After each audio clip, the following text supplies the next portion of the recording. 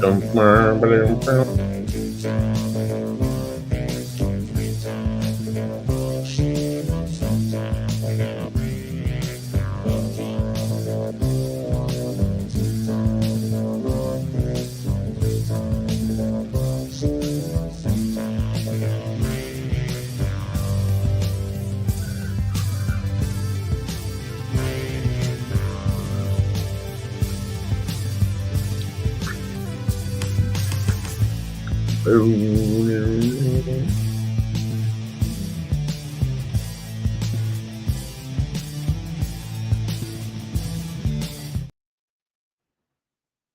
shit. Oh, I did that wrong. Give me a second. I'll be with you guys in a second. Oh, my God. Welcome to another riveting edition of No. Welcome to another... Take two. Welcome to another riveting edition of The Ghost and the Goat. I am your host, paranormal investigator, Buddy Thayer. Take my hand. Walk with me into this most paranormal world that we live in. It's not so scary. Or one might not think it's so scary. We might have other things to say after tonight's show, but we're going to find all this out. We're going to explore the paranormal world a little bit this evening. I have some guests on tonight from the state over in the lovely state of Connecticut, which is like my least favorite state in the world to drive through. I'm just no offense towards them. I'm just not a big fan of the roadways in Connecticut, but they're going to join me in a little bit, and we're going to talk some ghosts, some spirits, maybe some demons, maybe some stuff like that. If you're into that kind of thing, stick around.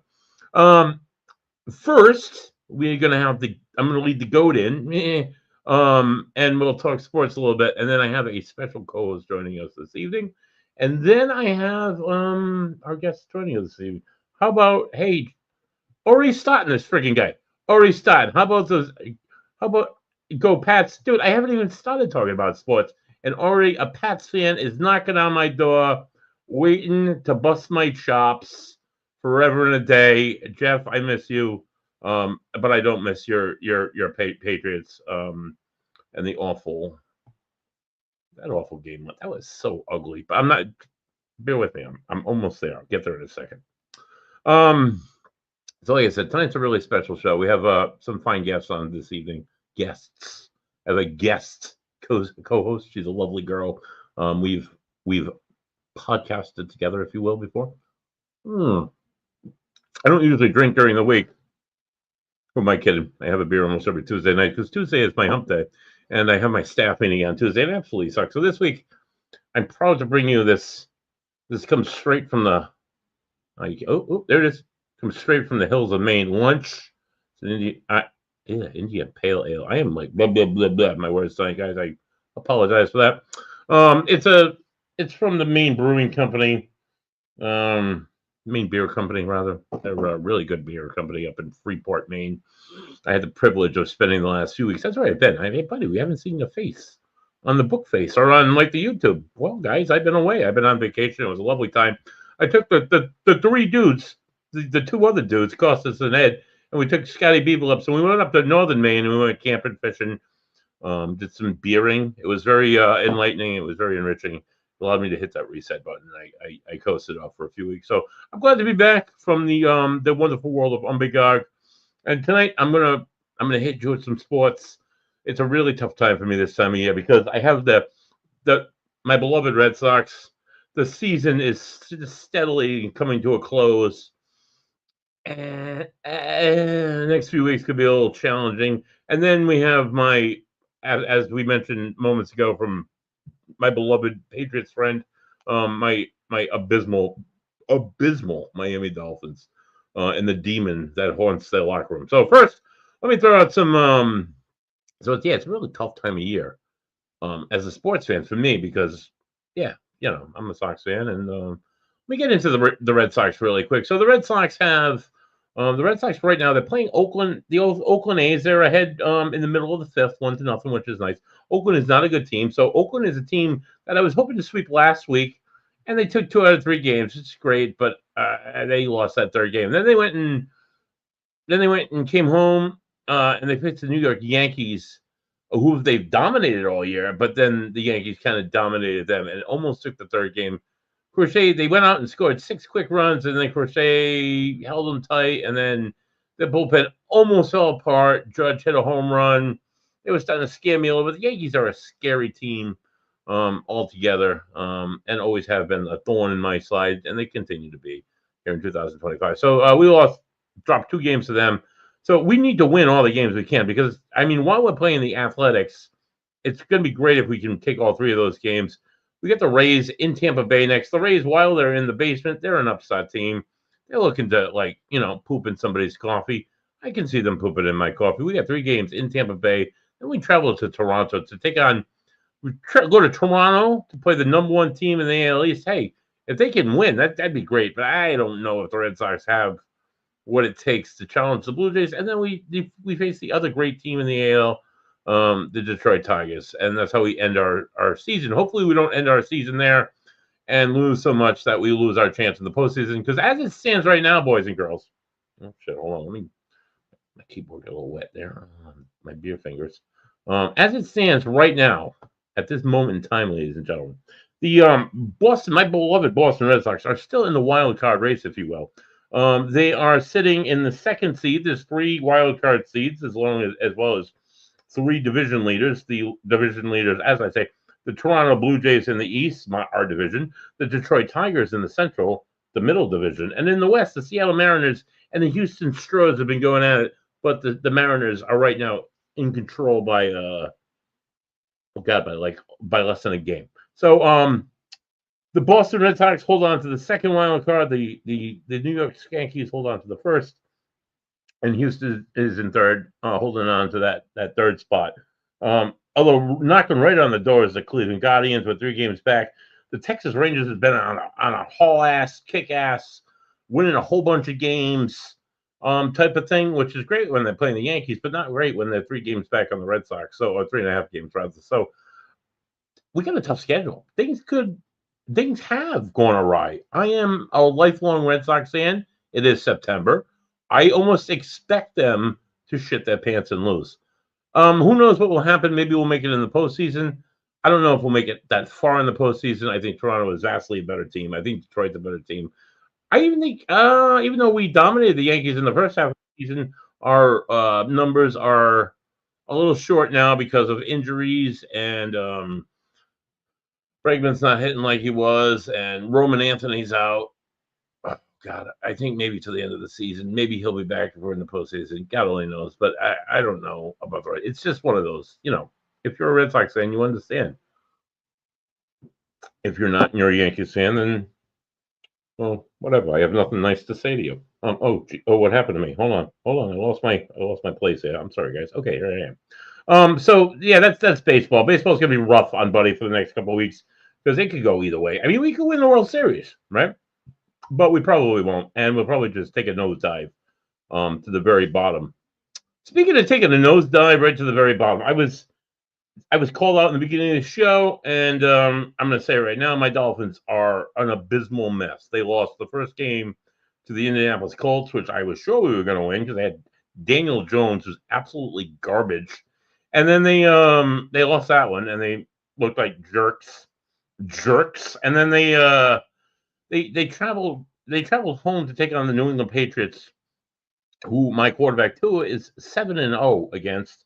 They've only lost to the Patriots a few times when they had stupid Skylar Thompson starting or stupid Teddy Bridgewater. So I mean, we had this. I mean, and it's like this is gonna be a bounce back game. We're gonna be fine. No, they weren't fine. The running game was good. A-Chain ran his buns off, but he did step out of bounds at a very critical play in the 4th quarter. Not his fault. Shit happens. But Tua got intercepted a few times. Tyreek and Waddle, their receivers, they were playing all right. But I mean, everything, that line just fell apart. They took plays away from Tua. Tua is only good for the first 2 seconds after the ball is snapped. After that, he's absolute shit, as he proved this past Sunday at home versus the awful Patriots. So, and this week looks no better. So I'm gonna throw out the week at you. Week 3 picks. Yeah, I've had 13 wins the past 2 weeks, even though I've picked my Dolphins and they've they just suck. But here we go. Week 3 NFL Thursday night starts off with my Miami Dolphins visiting the lovely city of Buffalo. Josh Allen and the Buffalo Bills. While Josh Allen showed some weakness in last week's game, his running back, what's his name? I can't remember. He's a second-year kid. I'll remember in 2 hours. It doesn't matter. Came to life for him. The week before, he ran all over the field. Their defense is holding things together for him. They beat 2 really good opponents. They're going to poop out the Miami Dolphins. And with more than enough luck, Mike McDaniels, my Dolphins coach, will probably lose his job. And they'll probably retain Chris Greer, who's been trash since, forever. But whatever. I picked Buffalo. I don't foresee Miami getting their shit together at all. Buffalo's favored right now, I think, by 10.5 points. I would take Buffalo with the points. I would take just Josh Allen against Miami with the points. Sunday starts off with Atlanta versus Carolina, traveling to Carolina to play. Carolina is about as lackluster as they were last year. They really, I don't know, maybe they've just had tough teams they played against. They just not really impressed me all that much. Atlanta has Michael Penix. He's been playing pretty well. I don't believe they're undefeated. They might have a win. I don't know Atlanta's record. I'm sorry, I'm just not as prepared. I would pick Atlanta in that because I think Carolina is trash. Another team that is definitely trash. 3 trash teams in a row. The Cleveland Browns. Oh my God, they're horrible. Don't pick Cleveland because they host the Green Bay Packers, who very might well be the NFC champions this year. They look. Green Bay is on fire. Their defensive line was stacked before they added Micah Parsons. Micah Parsons is fast. He's athletic. He's getting to the quarterback. He's getting the pass rush on. He's a beast. He's scary. Jordan Love, their quarterback, is he's doing things. He's connected. He's a ton of open receivers. He connects with all of them throughout the game. He has feet. He can move them. Green Bay, I would pick Green Bay all day and twice on Sunday to beat Cleveland. Next game, Houston Texans. We saw them play the other night. Last night they played in the doubleheader Monday Night Football game. They played a really good game versus Tampa Bay. That was a great football game, which they lost right at the end. The defense came together. The quarterback there, I can't remember his name. He played really good. It was really good back and forth competition. They troubled Jacksonville and Travis Kelce. Why am I thinking Travis Kelce? The quarterback, the blonde kid he's trash. He's horrible. He'll never be any good. Go Houston all day. Next game, Cincinnati travels to Minnesota to take on the Vikings. The Vikings are not as explosive as they were last year, but they get JJ starting at quarterback. Jefferson catches every ball that comes near him. He's still a stud wide receiver. No doubt in my mind that Minnesota will beat Cincinnati, especially because Cincinnati lost Joe Burrow. He's out for the next 3 months. He has a toe injury. That sucks. So this guy always something. This guy has such potential, Joe Burrows. Jamar Chase, he blew it up. The quarterback that came and took over for him, Browning, he threw like 3 interceptions, but they were able to come back because Jamar Chase is a really good football player. But he's not going to carry the team for the rest of the season. So I think Cincinnati just doesn't make things happen against Minnesota. I would pick Minnesota all day. The next game is a little interesting to me because it features the Pittsburgh Steelers traveling here to New England to face the Patriots. I think the Patriots are, while they look good against my abysmal Dolphins, I don't know if they have all their shit clicking just yet. May, he's a decent quarterback. He's all right. He's a clean cut kid. He's running the ball. He's throwing the ball. That guy they picked up, Stephon Diggs. He's not as Stephon Diggs as the Pats fans were hoping.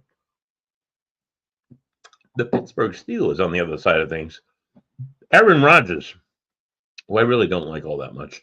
He played amazing week 1. Amazing. He has a ton of weapons. He has Jonnu Smith, who went from Miami, and they sent him to Pittsburgh. He has Ramsey from Miami, which we got rid of him because we're stupid, and he went to Pittsburgh. They played a great game. Week 2, not so great. They showed up really hardcore, and they fell on their face, and Aaron Rodgers looked like crap. This game, I don't know. This is gonna be a tight one, guys. It depends on what Aaron Rodgers we see. I'm gonna go with Pittsburgh because I hate the Patriots, and I'm gonna root against them anyway. Next game features the LA Rams at the Philly Eagles.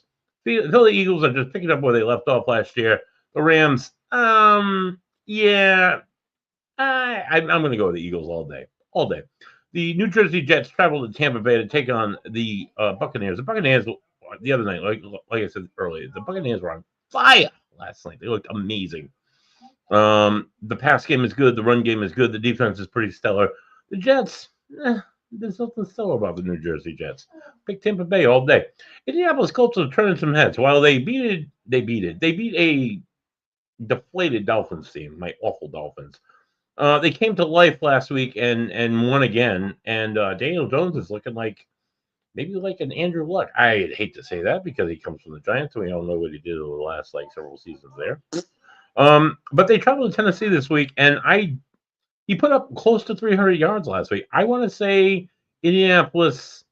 If it's just the money line, boys and girls, take the Colts. They may surprise you. A team that yeah, no, I really have no like kickover for this. The Washington Commanders, former Redskins, started a little slow, but they seem to be. They have Jaden Daniels. He's one of the best quarterbacks in the NFC for sure. He's a young kid. It's his sophomore year. He looked like a stud last year. Hopefully, he continues to pull it off. I think Washington will beat LA. LA beat the Patriots. Let's be honest, they beat the Patriots. Denver. That's who the Colts upset last week, which is very surprising to me. Bo Nix, Sean Payton. They traveled to the LA Chargers. LA Chargers are 2-0. They're looking like all cylinders are firing. They're looking like they're gonna go places this year. I'm gonna put my money on the Chargers for sure. New Orleans, who has a rookie quarterback, and they have Kamara, the running back. They have a few receivers. They're not. They go to Seattle, and Seattle's looking like a pretty dominant team right now. I don't know. I can't remember any of the players for Seattle, but I'm going to say pick the Seahawks because they are definitely better than the New Orleans Saints. The Dallas Cowboys, who typically are terrible, and I enjoy watching them lose, they won a nail biter with the New Jersey Giants last week. They traveled to Chicago this week. I don't foresee the Bears being much of a challenge for Dallas and Jerry Jones, and I would pick the Cowboys as much as I like to see them lose. The Arizona Cardinals, who are doing fairly well, travel to San Francisco to take on maybe Mac Jones. I don't know if Mac Jones will get the start again. The nod he did. He played the best game of football he's ever played ever. Like you New England fans should be like what happened to this guy? I don't know. He's just he'll probably be terrible again. But he probably was just a flash in the pan. Hey guys, look at me. I'm still relevant. No, wait a minute. No, I'm not. I'm just gonna ride the bench on San Francisco. So either way, I would pick could be a good game. A lot of maybe pick Arizona. Just if Crack Jones is playing, pick Arizona. If Brock Purdy is back in, I would say San Francisco all day. The Sunday night game features the 0-2 Kansas City Chiefs. They're traveling to New Jersey to take on the Giants. While Russell Wilson has still got it, he's still able to throw massive amounts of touchdowns. He's still got the athleticism a bit. He's not the Russell Wilson that used to be, of old. He's still got something. Their rookie, was it Dart? I think he's not bad. Jackson Dart, he's not bad. So I'd still pick Kansas City. I say this is Kansas City's like FU game where they come back and they just destroy the team. The Monday night game is going to be probably the game of the week as it features the Detroit Lions who set a fire in Chicago last week. I think they ran up the score 50 something. To who cares? They travel to Baltimore. Well, Baltimore just lost to the Bills week 1. They put up this. I mean, this could be a potential Super Bowl matchup. They're both very high caliber teams. I'm going to pick Baltimore. I think Baltimore pulls it off. Baltimore has a solid team. Their whole offense is scary. Even when the Dolphins were good, they absolutely scared the hell out of me. So I would pick the Baltimore Ravens. That's my picks for the week. Don't quote me, guys, but I don't know. Maybe I know a little bit about what I'm talking about, but probably not because I'm a Dolphins fan. Another team that I'm a fan of that's really terrible, my Notre Dame Fighting Irish. They lost. They went 0-2, but this is paranormal. This is where sports and paranormal kind of weave together here, right? The top 25 the Associated Press poll where they ranked the college teams. The number one's Ohio State, jerks.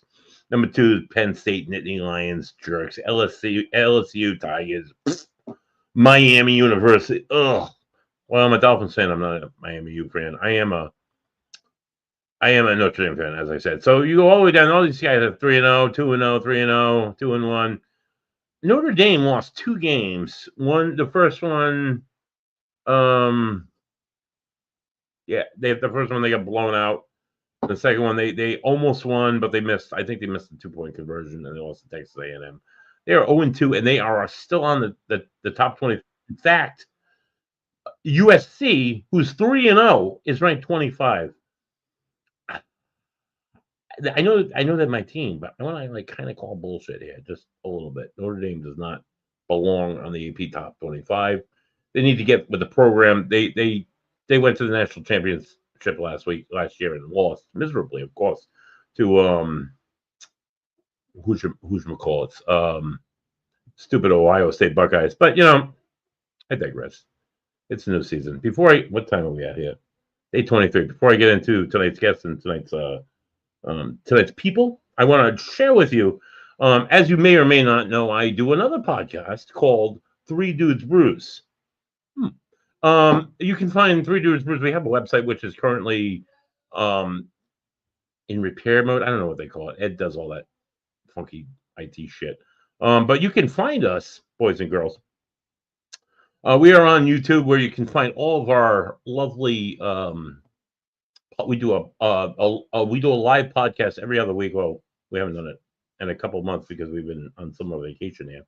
But that's called The Last Call. That's right here. Three Dudes Brews, The Last Call. It's me. It's Ed. It's Cost. It's usually a dude of the week or whatever. We'll have somebody from the beer community come on and talk good beers. We've had a demonologist on, in fact, and he flipped the switch and we just talked good beers. Catholic priest too. Fun times. He was one of our first mystery guests. And we have various other people on throughout the beer community, throughout the paranormal community. So they may be like, "Hey, I know that guy. I know that guy. I know that guy." Yay! Because he's not only a ghost guy, but he drinks beers. Go figure that out. Then we have another series that we just recorded, episode 11. It's right here. It's called Brewery Episodes. It features Ed, Costas, and myself as we travel around to various breweries here in Rhode Island, Connecticut, Massachusetts, Southern New England. God knows I'd love to get to Maine and Vermont, but I digress. And we just chatted up with the brewer, chatted up beer culture, inspirations, delicious beers, and all that other stuff. Excuse me. So that's that. I just wanted to show you guys that. We just recorded, as I said, episode 11 from Providence Brewing. They did a wonderful sampling, and we kind of collaborated with them almost like earlier in the summer. And Costas, the genius, the Greek, he inspired the creation of it. It's called it's basically lemon meringue pie. So you smell it, it's like, oh, that's like wicked lemony. And then you sip it, it's like, oh, bam, lemon. And then you swallow it, it's like, oh, vanilla, graham cracker crust. It's like I'm eating a piece of pie, but I'm drinking a beer. And it's not even a beer, it's a seltzer, which is even more mind-blowing because Buddy is not usually a seltzer guy. I made an exception. I crossed a bridge the other day. So that's, you can check out that episode. We got to do some reworking on that this weekend. It's going to retool it up a bit, and we're going to put that out hopefully in the coming weeks. And then next Saturday, we do our episode 12 at a meadery/winery here in Rhode Island that is run by one of the fellow brewery geniuses here in the Rhode Island Beer Trust, if you will, the guild, but not really at the guild. But anyway, so the Association of Brewers or whatever. So you can check out those great episodes. You can check out this Thursday. We'll be on live. You can see us on the where you're seeing me right now. You can see us, and you can see us on Three Dudes Brews YouTube, and you can see us on probably that's it. But I mean YouTube, Facebook, Bookface, all that stuff, and check out the Three Dudes Brews social media stuff on Instagram and Facebook for all of our fun stuff that we do and fun stuff that we get involved with. We do collabs, we do all sorts of fun stuff with people. So I'm a beer guy and a ghost guy, believe it or not, but tonight is the ghost show. So I'm going to close out the beer menu. and the beer show, and I'm going to get into, I'm going to flip the old switch. I'm going to go into the paranormal. So tonight I have a very special co-host. She's a paranormal girl, so she's also a music girl. So I was fortunate enough I met this girl when I used to co-host another paranormal podcast, and we had her on as a guest. I was like, hey, I like this girl, and she ended up, doing stuff with us. So, long story short, please welcome to the show, Jai. Jai. Yeah. Okay, here she is. Hey, Jai. Hello, how are you doing? I'm doing good. How are you? I'm doing great. Doing great. Good. Where are you about nowadays? Are you still in the New England area? No, I'm in Ohio right now. Oh, Ohio. I, Mm-hmm. ha- I Yes. hate the Buckeyes. I hate the Buckeyes, but good for you. I heard what you said about the Buckeyes. My cousin used to play for them. Oh, wow. That's pretty amazing, actually. That's Yeah, cool. but I All was right. always a Michigan fan. Oh, wow. That's unfortunate. I'm sorry to hear that, but it's better. I guess it's better than the Ohio State Buckeyes, Right. Michigan Wolverines. Ugh. Okay, so tonight's guest. Hold on, let me bring up my intro, and I'll bring these folks in. Um, bear with me a second. Okay, this evening on The Ghost and the Goat, we welcome Mackenzie Joe, and I hope I'm pronouncing her name right, Elke, of the Enfield, Connecticut Haunting, or AKA the Enfield Demon House, if you will. Um, they bought the house in the fall, so this is narrated by them. So when I say we, it's not myself and Jai. It's the people, my guests tonight. We bought the house in the fall of 2006. We noticed very early on that there's something not right in the house. We battled years with some entities that terrorized our family. Multiple paranormal groups, priests, bishops, and Indian shaman tried to help. Finally, in 2015, we got help from Reverend McNeal Farley. That name sounds so familiar. And J. Dodd. The house now has the spirits from the past roaming the house. These are some of the networks and podcasts that you can see and articles done about these folks. The Animal Planets, The Haunted, episode 105, The Enfield Demon House. Sci-Fi, The Haunted, Discovery, Shape of Evil, Fox 61 in 2015. Ghostbox Radio with Greg Cocoon. Journal Inquirer in 2020.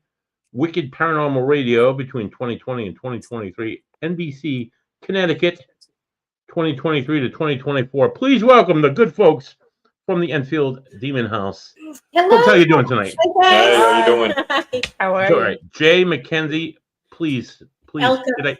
Elka. Elke. Okay, I'm sorry, I butchered your name. No, I do no it with worries. everybody. No worries. Welcome to the show, guys. So, guys, so tell me, you guys how did it start? You guys bought the house in 2006. So why don't you tell me the story? Well, when we bought the house, we actually at the beginning was it was kind of weird. It started really things having that stuff was disappearing, Oh yeah, or we had noises. But be honest, at this point, none of us was a believer. So I said, yep. well, we have an old house. I mean, yeah, Agreed. everything was still chaos. We moved in, and I thought maybe again like misplacing stuff. So nobody really wanted to say, oh, maybe we have something in the house. Um, and then it ramped actually up a little bit when I was in a hospital, or actually I was pushed outside when we were looking at the house. We bought it, and So um, wait, I'm sorry, you were physically pushed by an entity, you think? I Um, I Yeah. would say so, yeah, Yeah. because it was really weird when I left the house. Um, I didn't feel like that I was stripping or anything. I was just regular going down the steps, and then all of a sudden I started kind of like going with my hands in the back, and I was 7 months pregnant. So I'm kind of like I tried not to fall down the stairs, so I'm kind of like made it all the way down, and at the Oh boy. end I fell. I mean everything was fine, but he said, "What happened?" And I'm kind of like, I don't know. I feel like kind of like I got a little. Yeah. Well, I'm from my sorry. angle, because of my background, I heard you yell, I scanned, and your arms went like this. So it looked like somebody came behind you and hit your center right in the back, and your arms went flying back. So as I was running over to you, I'm trying to get you, and I'm scanning the house to see who shoved you. But Yeah, again, right. at this point, we were still not believing Mhm. this is a ghost. Right, just Okay? shit happens. It was Just kind of you're like, clumsy. it happens. Yeah, exactly. Right, right. And You that's make what every I put it on excuse the to stage. explain it. Yeah. Right. So it was really not. When actually we kind of like the first. Oh yeah, I was bed rest, and I told him about it. That I was laying upstairs in bed, and I had 2 Yorkies at this point, and the dogs went off. So I looked around and look in the hallway, and there is this black dog walking down the hallway. And I'm kind of like, what? So again, I was still pregnant. So it took me a minute to get out of bed. And I went out and I looked, and I only catch the end of it, but it looked like it went into the wall to the Oh, yeah. next side of the house because it's a duplex. So I told him about it. I said, I don't know, I had today the weirdest thing happen. There was a dog and he ended up, so he made fun of it. He said, I don't know. Kind of like, sure. So Right. kind of like, okay, maybe, I don't know, whatever, maybe. So I let it go. And yeah, and then it started kind of like, Yeah, it started because once we realized there was weird stuff, right? Yep. So I don't believe in ghosts or the boogeyman at the time, you know. Mhm. So what I did is I made some phone calls to some friends that do specialized work. So I said to him, I said, "Come on up." I said, because what I thought was happening was I thought because it's an old house, 1771. Yep. The walls, a lot of the walls are still the sandstone thing. So all through the century, especially the neighborhood transitioned from Scottish to Polish to Italian. Mhm. I thought there might have been like hidden tunnels. And I thought maybe there was a squatter. I thought maybe somebody knew the house better than we did. And I thought somebody was getting in. So I had some friends that specialized certain things in law enforcement. And without Elke knowing about it, I had the guys come in. I had them go to the basement and they Yep. and to look for any crevices or anything that could have been like a hidden room or secret room. Nothing, and I couldn't explain it because I would put my wallet down, turn around, go back, my wallet would be gone. Hmm. So I actually started to interrogate Elke, and I would say, you know, who did you give the keys to? Because I would change the locks 5 times, and I would say, did you give them to your sister? Did you give them to whoever? And she said, no, I didn't give them to anybody. I said, then how was this happening? You know, I'm like, how was stuff happening? And that's kind of how it started. And then the argument started because there was a weird tension that came in. yeah, it was kind of like, was weird. We started kind of like really getting really frustrated and argumentative. So at this point too, we were home with 2 new one infant, so we were home a lot. So we started watching Ghost Hunters that just came out in 2006. So we started watching that, and I said, "Wow, look at these people!" Kind of like, and then we decided, kind of like, "Oh, maybe we're gonna do a house blessing. Maybe Oh, that there you will go. help. Maybe that will help." So Right. we contacted our local priest, and he came.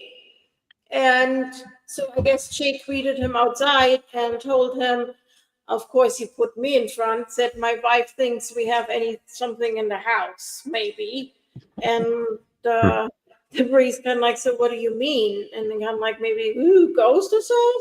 And the priest said, "Well, there's not such thing out there." And I'm like, okay. So he started doing our side. At that point where we're sitting right now, this was the renter side. This was still in construction.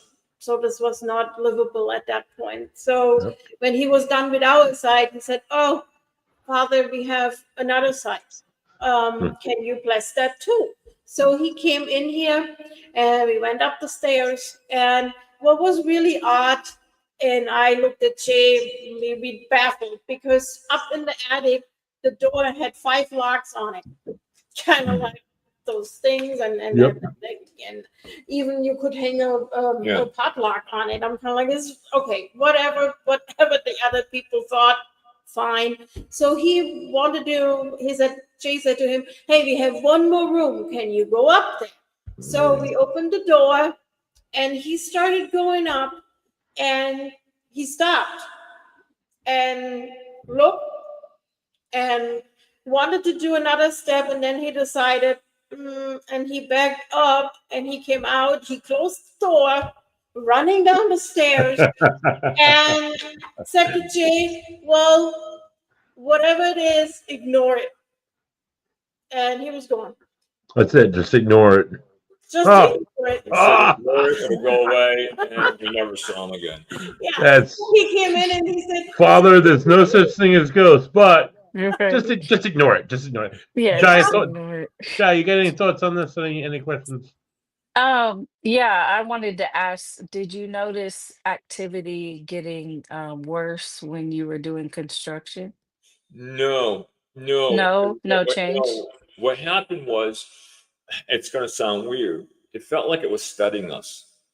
It felt like it was studying us to see who we were. So it was throwing things out at us, and it was really bizarre because it was because when we first moved in, we got in, and like little things would happen. Like I said, with the walls and things, and then it would ramp up, and then it didn't take long before it got really bad. yeah, but sometimes we had more activity when you did something. Well, And he came to the conclusion, kind of like, I don't think they liked it how we did it. Well, Remember when you worked on the fireplace upstairs? That No. was really weird. but there's other. I mean, I always called it like a death dealer. I called it an entity that was like a death dealer because it wasn't like a normal ghost. It wasn't like Casper coming out. It started targeting people. Okay. So what I did is I went down to the city hall and I went to the clerks and I asked her for a list of everybody that owned a house because I thought, if there could have been a ghost, maybe it was somebody's grandmother or something like that. And what turned out was a horrific nightmare because when she started from where we bought it, and she started going back, and she didn't even get out of the 20th century. And she said, this is going to be really expensive. She goes, a lot of people own your house. She says, is there something you're not telling me about your house? So, I was like, I don't know. I said, well, maybe there's a ghost. And she said, you think? So she said, you know what? I'll write it down with the page number, the volume number. So if you need to look up a certain individual, just come in, ask me for the volume number. So I gave her my office number. I gave her everything. And all of a sudden I started getting phone calls. Hey, because she also had access to people's death records. So she got kind of hooked on it, and she started to dig deep. And that's how we found out a lot of stuff. And phone calls would start, hey, there was a guy that lived in your house and he went down the street and committed a mass murder. And I'm like, Oh, wow. yeah. And then he came back and he shot himself. So this kept going on and weirder. So she finally said, she goes, there's a guy that lived there in 1963, had a whole family, looks like. She goes, Jay, they must have had a great life. A week later, she's like, oh my God, they didn't. She goes, you got to get out of the house. So I'm like, I don't really believe in it, right, Elke? But then it ramped up. It wasn't like it stopped. It wasn't knocking on walls no more. It wasn't like other things. It started scratching. Rapping. Yeah, it got, you started seeing some weird things. And going back to the renovation, what we later on, what he didn't told me is always when I picked out the color, he always said to me, no, I don't want that color. And I'm kind of like, what's wrong with you? You're going to come up and everything what I pick you don't like. What's wrong? And then he said, you know what? You pick exactly the same colors what people had years ago. Because he renovated, he took all the stuff and we sheetrocked. Oh my God! Yeah, we sheetrocked. Yeah, I'm like, oh my God! And he said, I don't want you because I wanted green in the living room and I wanted the yellow. And he said, no, these colors not coming in the house. They were here before 100 years ago. So I don't want it. Well, that was it because when I was working, I would strip it right down to the studs, and I would rewire it, everything. So I started noticing. It was weird. The color she was picking was some of the colors that was on there years ago. And at first, she didn't believe it. So as I was cutting out the old horsehair and lath, I would show her pieces of it. And she's like, what the hell? You know? So it got weirder and weirder. But as time went on, the paranormal ramped up. But now it got to the point where I don't even know how to describe it, but it could take like a human form. Does that make any sense to you guys? Where one of the things when we got in, and I still was having a hard time with what was going on.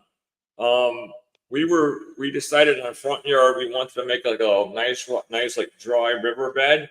So we went up in the mountains, got some big rocks, and we had fun. And the babies were small. So as we were doing that, all of a sudden I hear, "Hey, did you buy this house?" So I looked up and I see this old man, well, 87 years old, and he had a cane. Now, what stuck in my mind was that cane, because what was happening is when you got newborn babies, they're swaddled almost like I call it almost like a burrito, because they're wrapped up tight and they can't move, and it's supposed to help them out. But what we would be sitting down watching TV, and you would hear like somebody taking a stick and going up and down. So we tried to catch it, and every time we made a creak on the stairs, it would stop.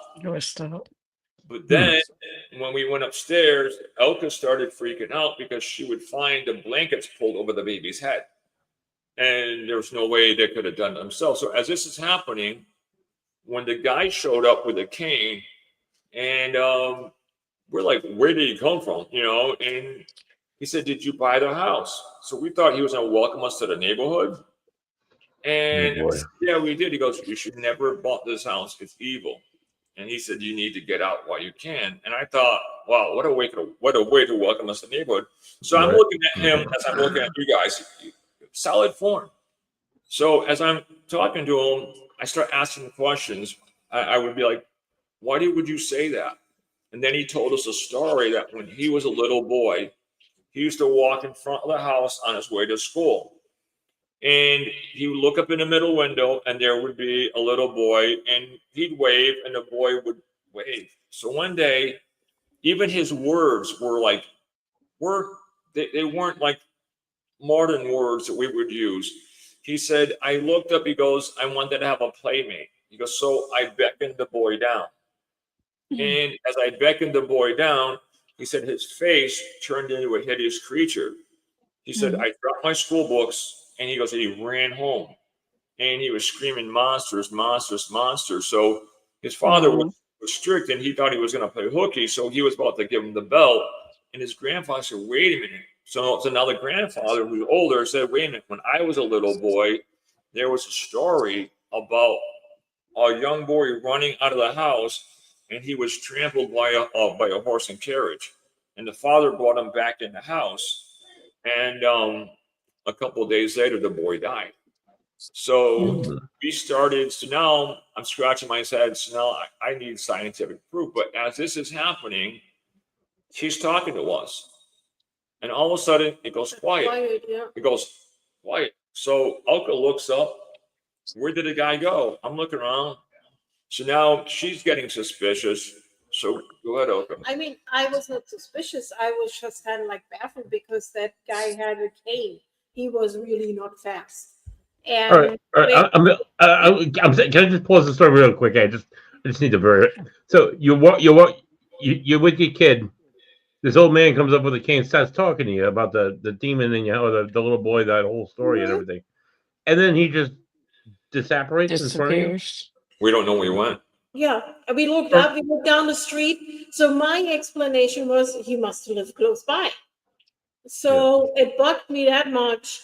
So I went to the neighborhood, and I'm kind of like, "Hi, I'm Elke. We just moved in here. Want to introduce myself." And you know, I'm searching. Actually, we had a nice conversation over the weekend with an older gentleman, and I would really love to talk to him again. And everyone looked at me like I'm a space cadet. Kind of like, "Sorry, we don't have a person. We don't have an older gentleman living your description." So Here's where we the story never, gets creepy. Yeah. never saw this. We never person. saw him again. We Really? there. Yeah. Never. We never saw him. Wow. Jai, what are your thoughts on this? Is this like a warning? Is this a precursor? A spiritual? To me, An angel? it sounds like a warning. It sounds like a warning. Whether it was an angel or not, it was something that was warning you that, there's something crazy to come. Yeah. I've had experiences myself, and when you get that warning, it gets a lot worse. Yeah, It did. it did. Oh my God. So, Yeah. but we Yeah, actually imagine went to our friend at the town hall and was asking. He said, "Hey, we saw on the weekend an older gentleman, and he was telling us a story about." And Jay asked him too, "Do you remember the name?" And the old man said, "I don't know, Parsons, Peterson, something like that."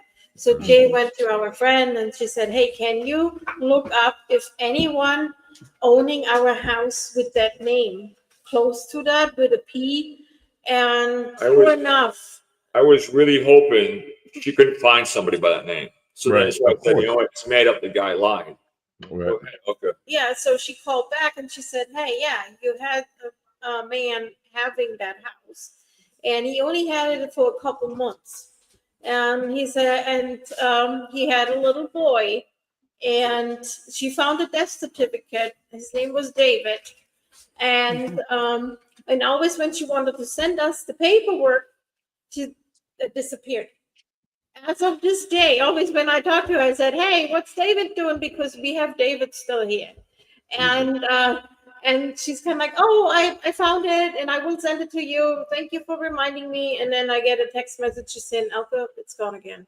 So I don't know. They don't want us to have his death certificate. So this is just a little bit. I don't know if you guys can see it, of all the owners that lived here. Oh wow, Oh, that's wow. Out of That's a 254 lot. years, out of 254 years, only one person that we know of died of natural causes in the house. Her name was Marion Arnott, and she died in 1900, supposedly from bronchial pneumonia. Mm-hmm. So everybody else met horrific, weird. Well, let me tell you, as a paranormal investigator myself, I've done uh, histories on holy shit many properties. I've Yep. never I've investigated homes that are older than yours.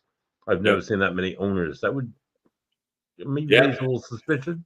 Maybe. Yeah, that's what our friend said. She said, "I don't understand because in that time period, houses were actually handed down to the next family member. It was Right. not that you kind of like have it for 3 months, you sell it. You have it 6 months, you sell it."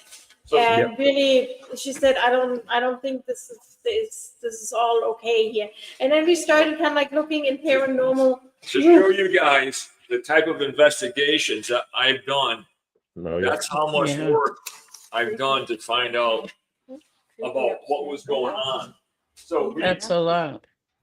we did. I handled it just like, I had friends. I did everything, and we're still digging things up, and it's baffling because I wanted to get to the truth on what's going on, and the more you get into it, the stranger it gets. So, all right, let me flip the coin on you here. This is your which is a very riveting indeed. Paranormal investigators I know have come into your house. What do they say? What do they think? What do they thought? Well, the beginning was kind of it was a challenge because we didn't have the internet, so we still worked with telephone book, and this was not listed. So it was kind of like from word from mouth to mouth, kind of like, and I have to say the first couple groups where we had coming in, no offense, but I really think everyone was ready to ghost hunt. But when they had really findings, and then we didn't hear from them anymore. And like we had a group coming in, and our plant was flying through the room, and he took his stuff, and I'm like, "I saw enough. I'm gonna be in contact with you," and that was it. So what we started doing is because we were going through paranormal teams left and right. They would come in and they'd be like, oh, okay. And they thought it was like a regular haunting. They're going to come in, set up some EVPs and things. Yep. And then all of a sudden they would see things. Like she said, there was a big banana plant slid right across the floor, and it was witnessed by about 12 people. So now they're like, and other things are happening. So they left. So another team came in, and they were like the Taps wannabes. Is it haunted? I don't know. Then the guy Yeah, there were goes them a back. dozen. I hear you, brother. Yeah. Yeah. And then another guy comes back, and he's like, and then we started because they don't know me, right? So, and I start to dig into them. And one guy came in, and I debunked him. He brought in a psychic, all these people like that. So I went over and I lit a Yankee candle that was maple. Yeah, that was by accident. That was like that was, well, let me finish. It smelled like hot maple syrup. Yeah. So I'm going with this psychic, and she said, "Stop." She goes, "I'm clear audio. I'm clear this. I'm clear everything." Right? She goes, "They're showing me a hot breakfast. I can smell the maple syrup. I can see the sausages." I'm like, okay. I'm like, you can see a lot, but it's more like crap, you know. And they were gone.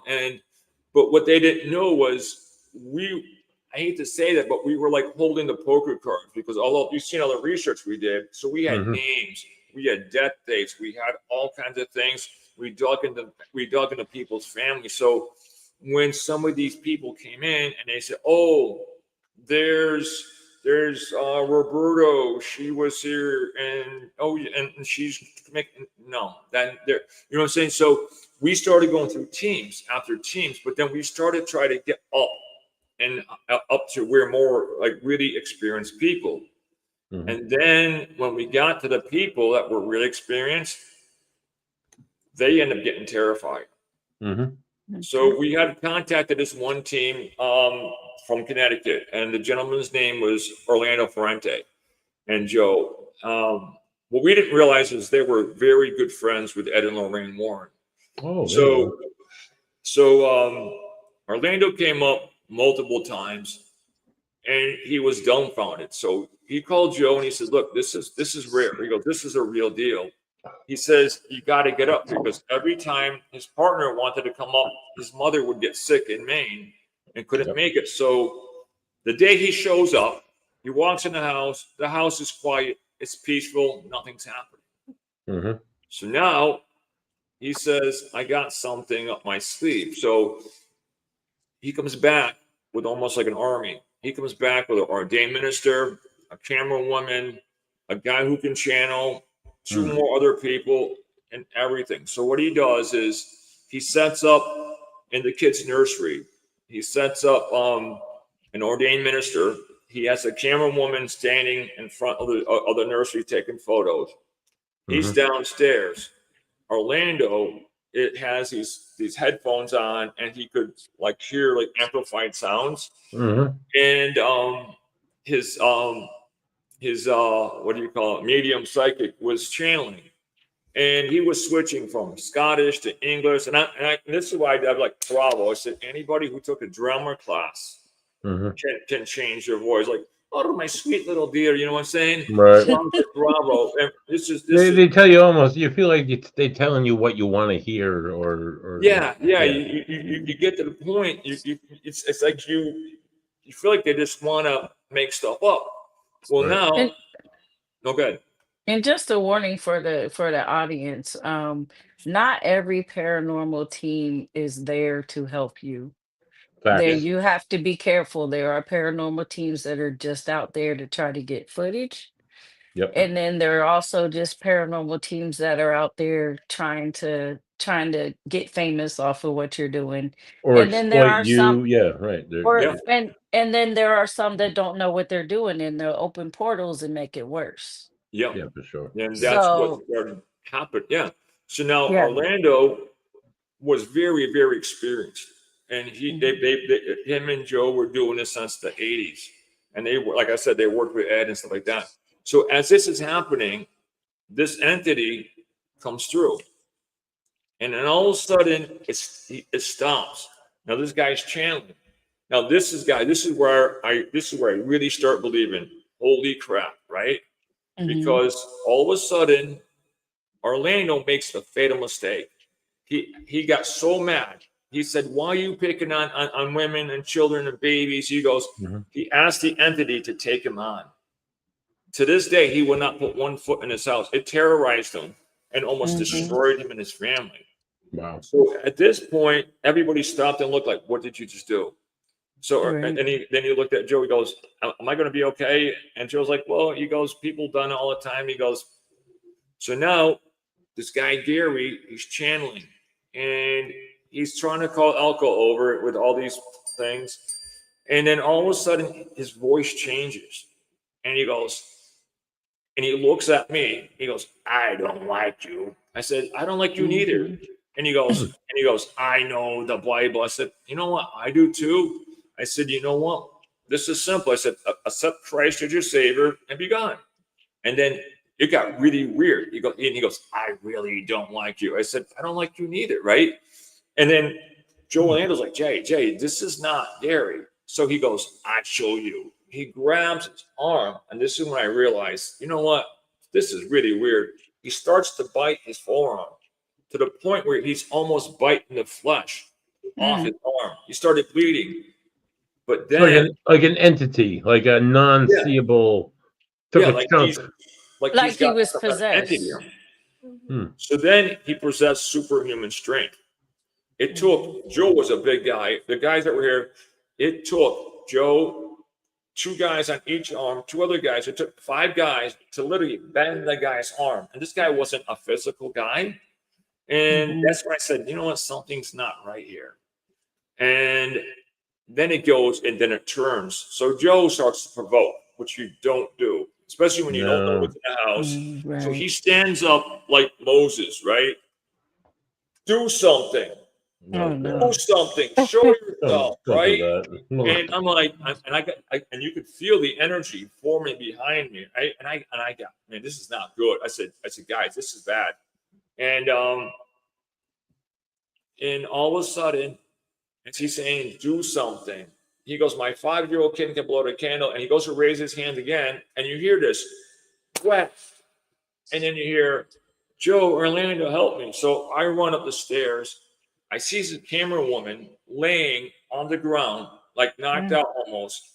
Her really expensive camera is blown all the way across the floor, right? She's trying to pick herself up. She's totally disoriented.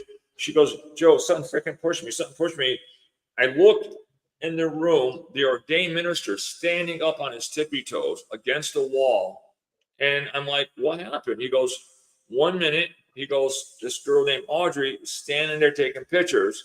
Then it was like, he goes, like a linebacker came up, picked her up, and threw her right down the hall. So she hit her shoulder. But here's the weird part.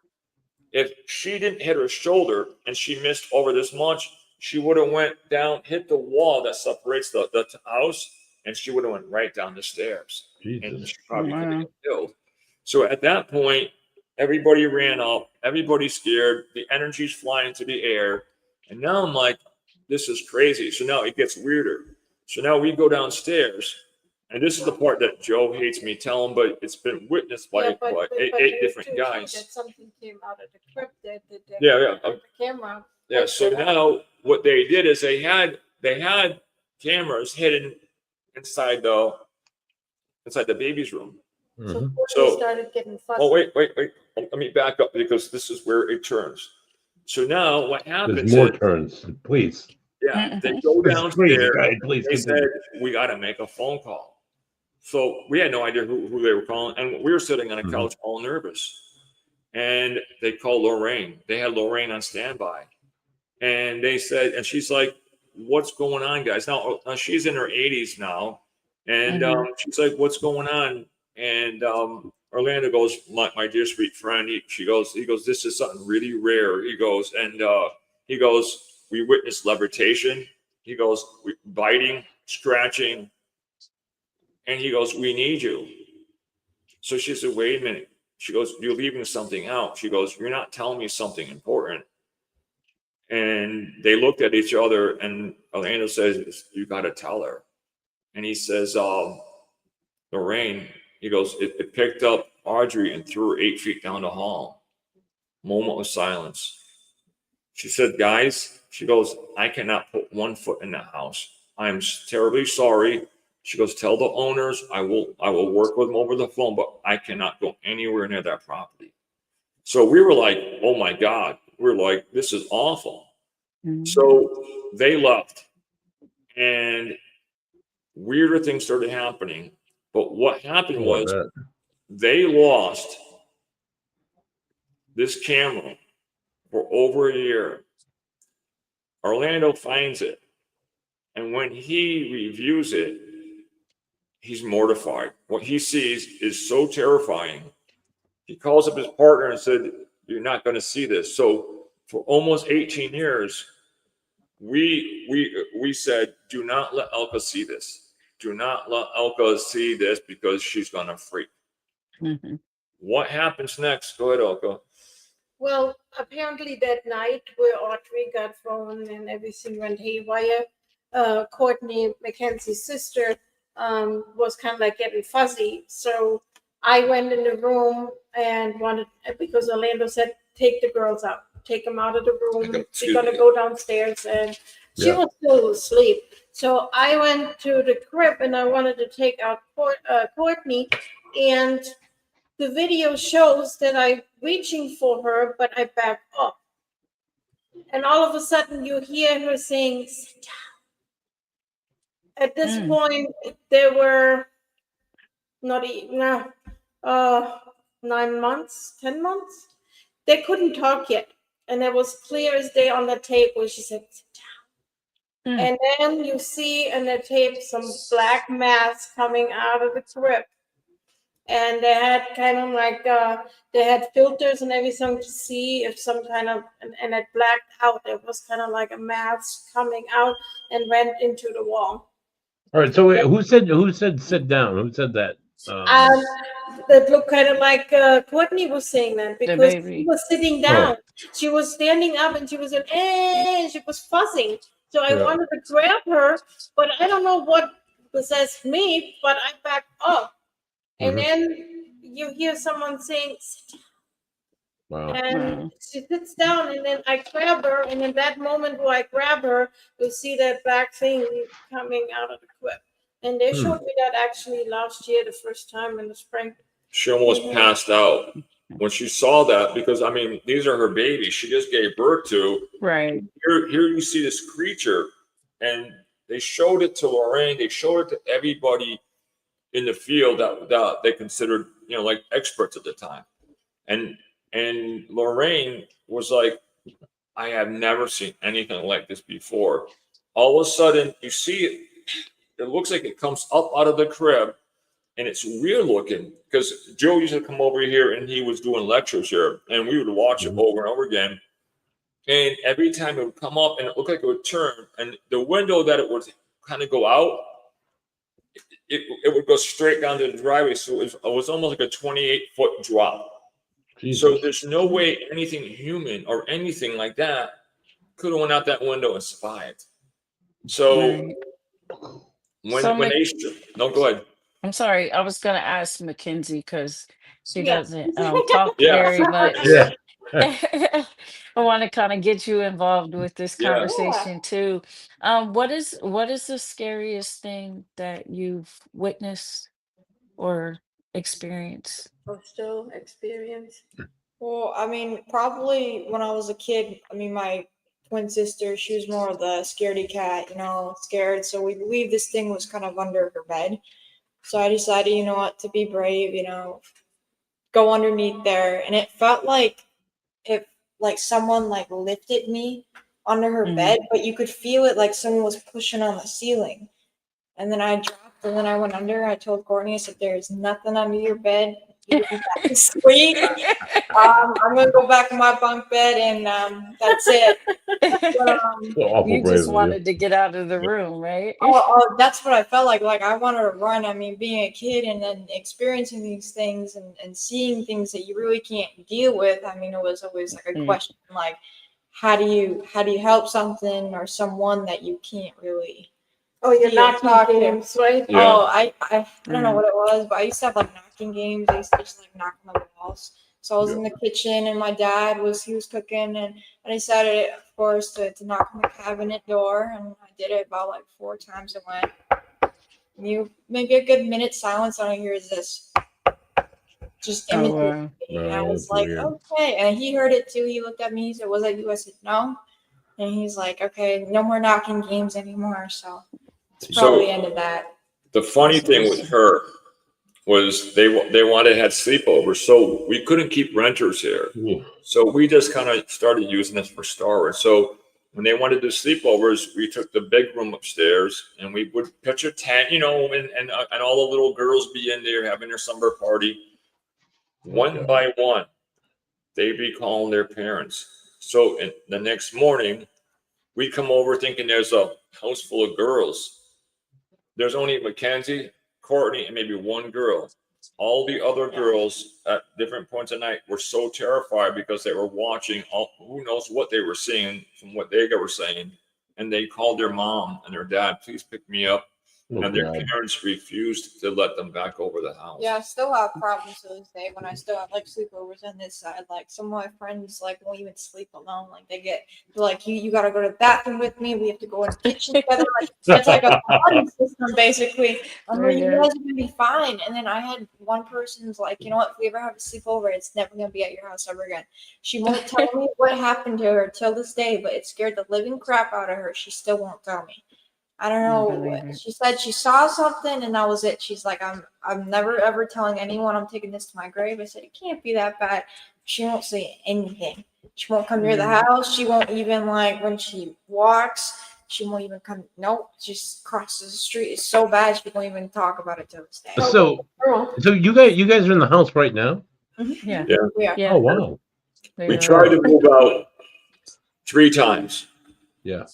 Really? Every time we try to move out, something would stop us. Horrific. Like what? What would happen? Well, the first time, this is when we started realizing that this entity, we don't call it a demon, but we call it a entity. Yeah, for sure.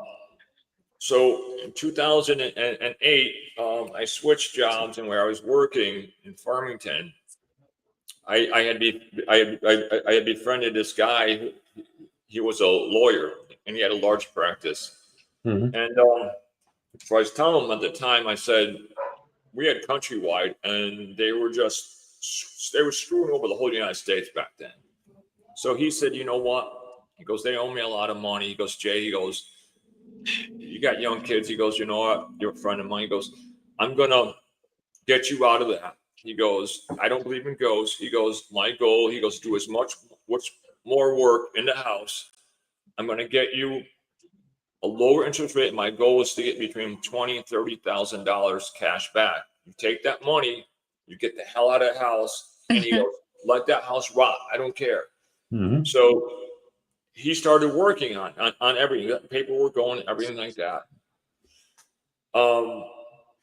Elke's friend, who was her godmother, had a son named John. I don't know how much time do we guys got left. I mean, are we pressed for time, or can we? I'm not pressed for time. Do we get, honestly, the show goes technically to 10 o'clock. I don't always make it till 10. So talk, whatever. Okay. So what happened next? This is how we start realizing this thing is not normal. So as my friend's working on it on a legal point, their godmother sends over their son, her son named John. Now, John was also in the military. So I'm telling John this stuff, and John looked at me. He goes, Jay, he goes, you believe in ghosts? He goes, you don't believe in ghosts. He goes, you make ghosts. He goes, what you did in the military? He goes, and you believe in this stuff? I said, no, John, really, there's something strange. I don't know. He started picking on it. He was like, oh, if there's God, there's a devil, ooh, right? And he's like, hey, he goes, you got to get your head examined. He goes, there's no shit like fairies running around and fucking leprechauns. I'm like, John, don't do it. He goes, what? He goes, something's gonna come out. Right? I'm like, John, please don't do this. So he was on a volunteer fire department, and he was gonna go back in, and he wanted to go back in their Rangers and stuff, and so he was working out everything, and so make a long story short, he came over. I was on a Saturday. We went to go get our Tiffany lamp repaired because it levitated and smashed on the ground. So I had some friends my buddy sent over, he owned a large electrical company. So he sent guys over to help do some electrical work. And John was here. He was on a staircase. He was sanding and drywalling, and he was putting screws in. So all of a sudden, he stopped because it was quiet. So he gets up and he looks outside. All the contractors' vans are gone. And he looks in the driveway. We weren't there. So he goes back up and he's working. And all of a sudden, he puts his drill down. And he goes to get a handful of sheetrock screws, turns around to get his drill. It's gone. So now he's thinking, F and J. He came in the house. He's playing games on me. Ha, ha, ha, ha. He gets back up. He looks. There's no car. So he goes out to the refrigerator to get a can of soda. As he did that, he turned around right on the counter. His drill sitting. Nobody's in the house. So I always would tell people, if anything happened, go outside, smoke a cigarette, wait till we come home. So now here's a guy, right? This guy's part of Rangers, everything. This guy's not afraid of anything either, right? So now he's outside and his hands are shaking, right? And I know something must have happened to him. He goes, I got to go home. I got to go home. He goes, I'll be back. He didn't want to say anything in front of Elke and the kids. So he gets a hold of me. He says, I don't know how this happened. He goes, there's got to be some kind of explanation.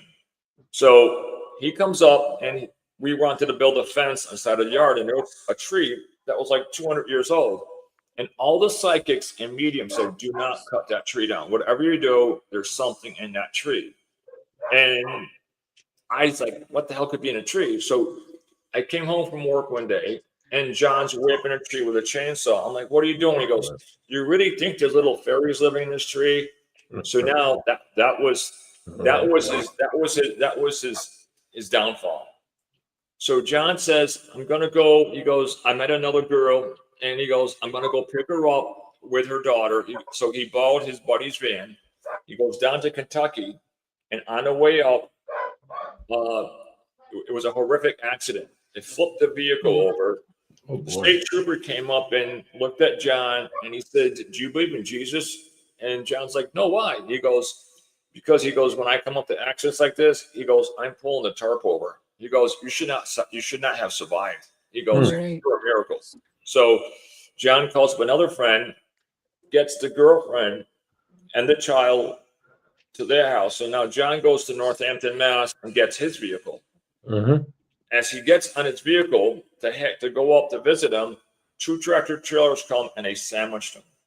So now the guy's in the hospital with pins, needles, respirators, destroyed his body. And as he gets better, he's like, Jay, these are accidents. He goes, it's not caused by paranormal.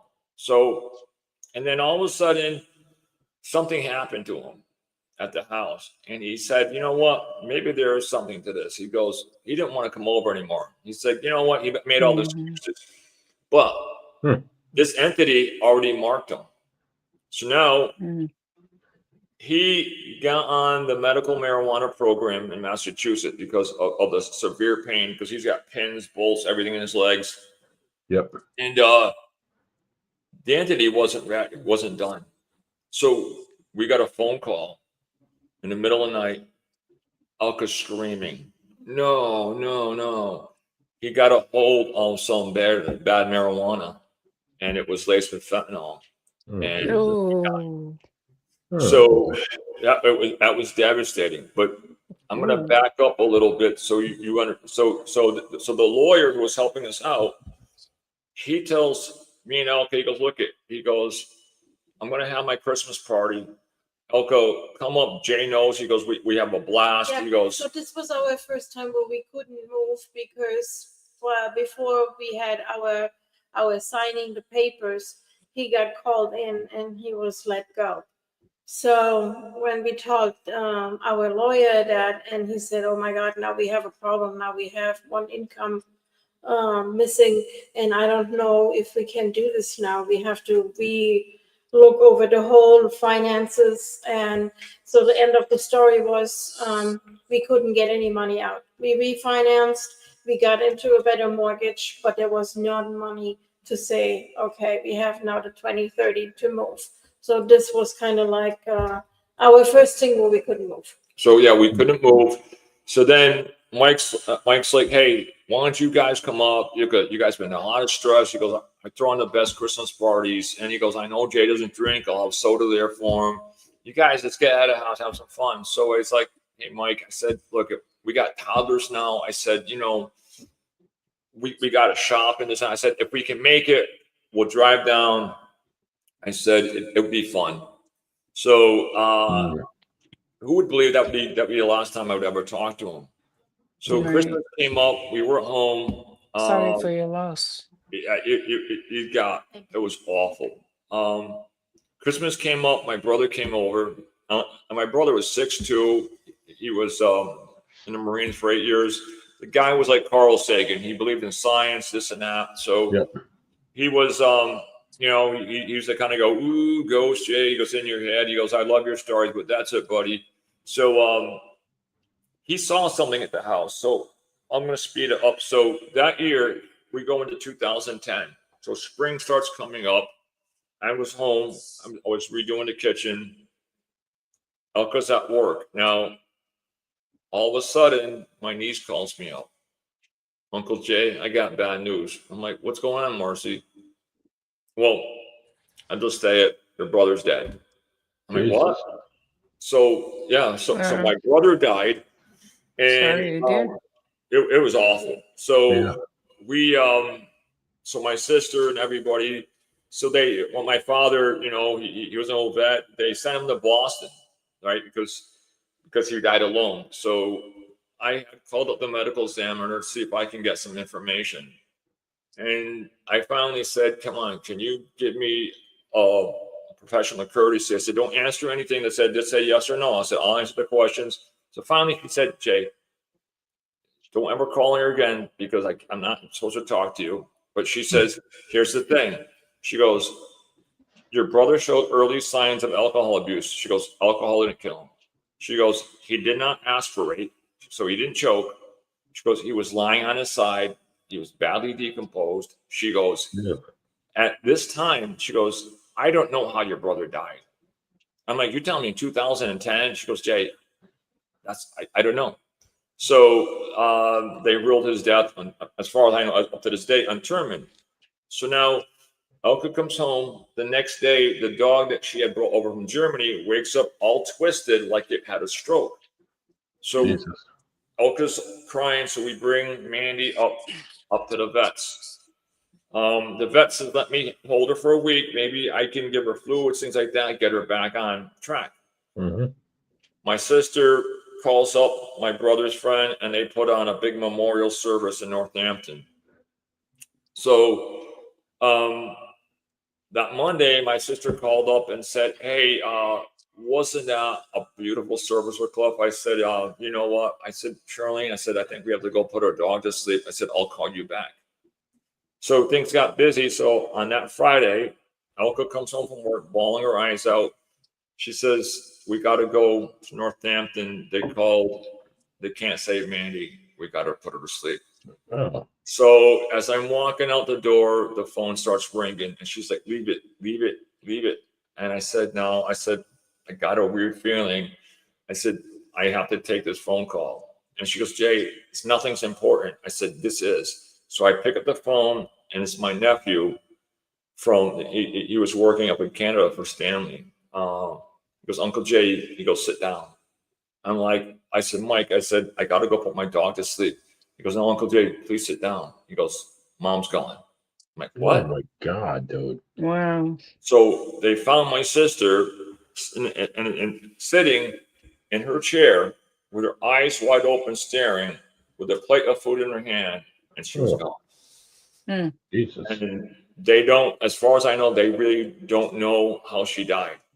So that year, 2010, it was awful. So I was going back to college, and the director, because I was taking up, I was doing all kinds of different courses because I wanted to get into different types of fields. So I was taking CNC machining, I was taking electronic courses, I was taking all kinds of things. I was doing a high-speed program, right?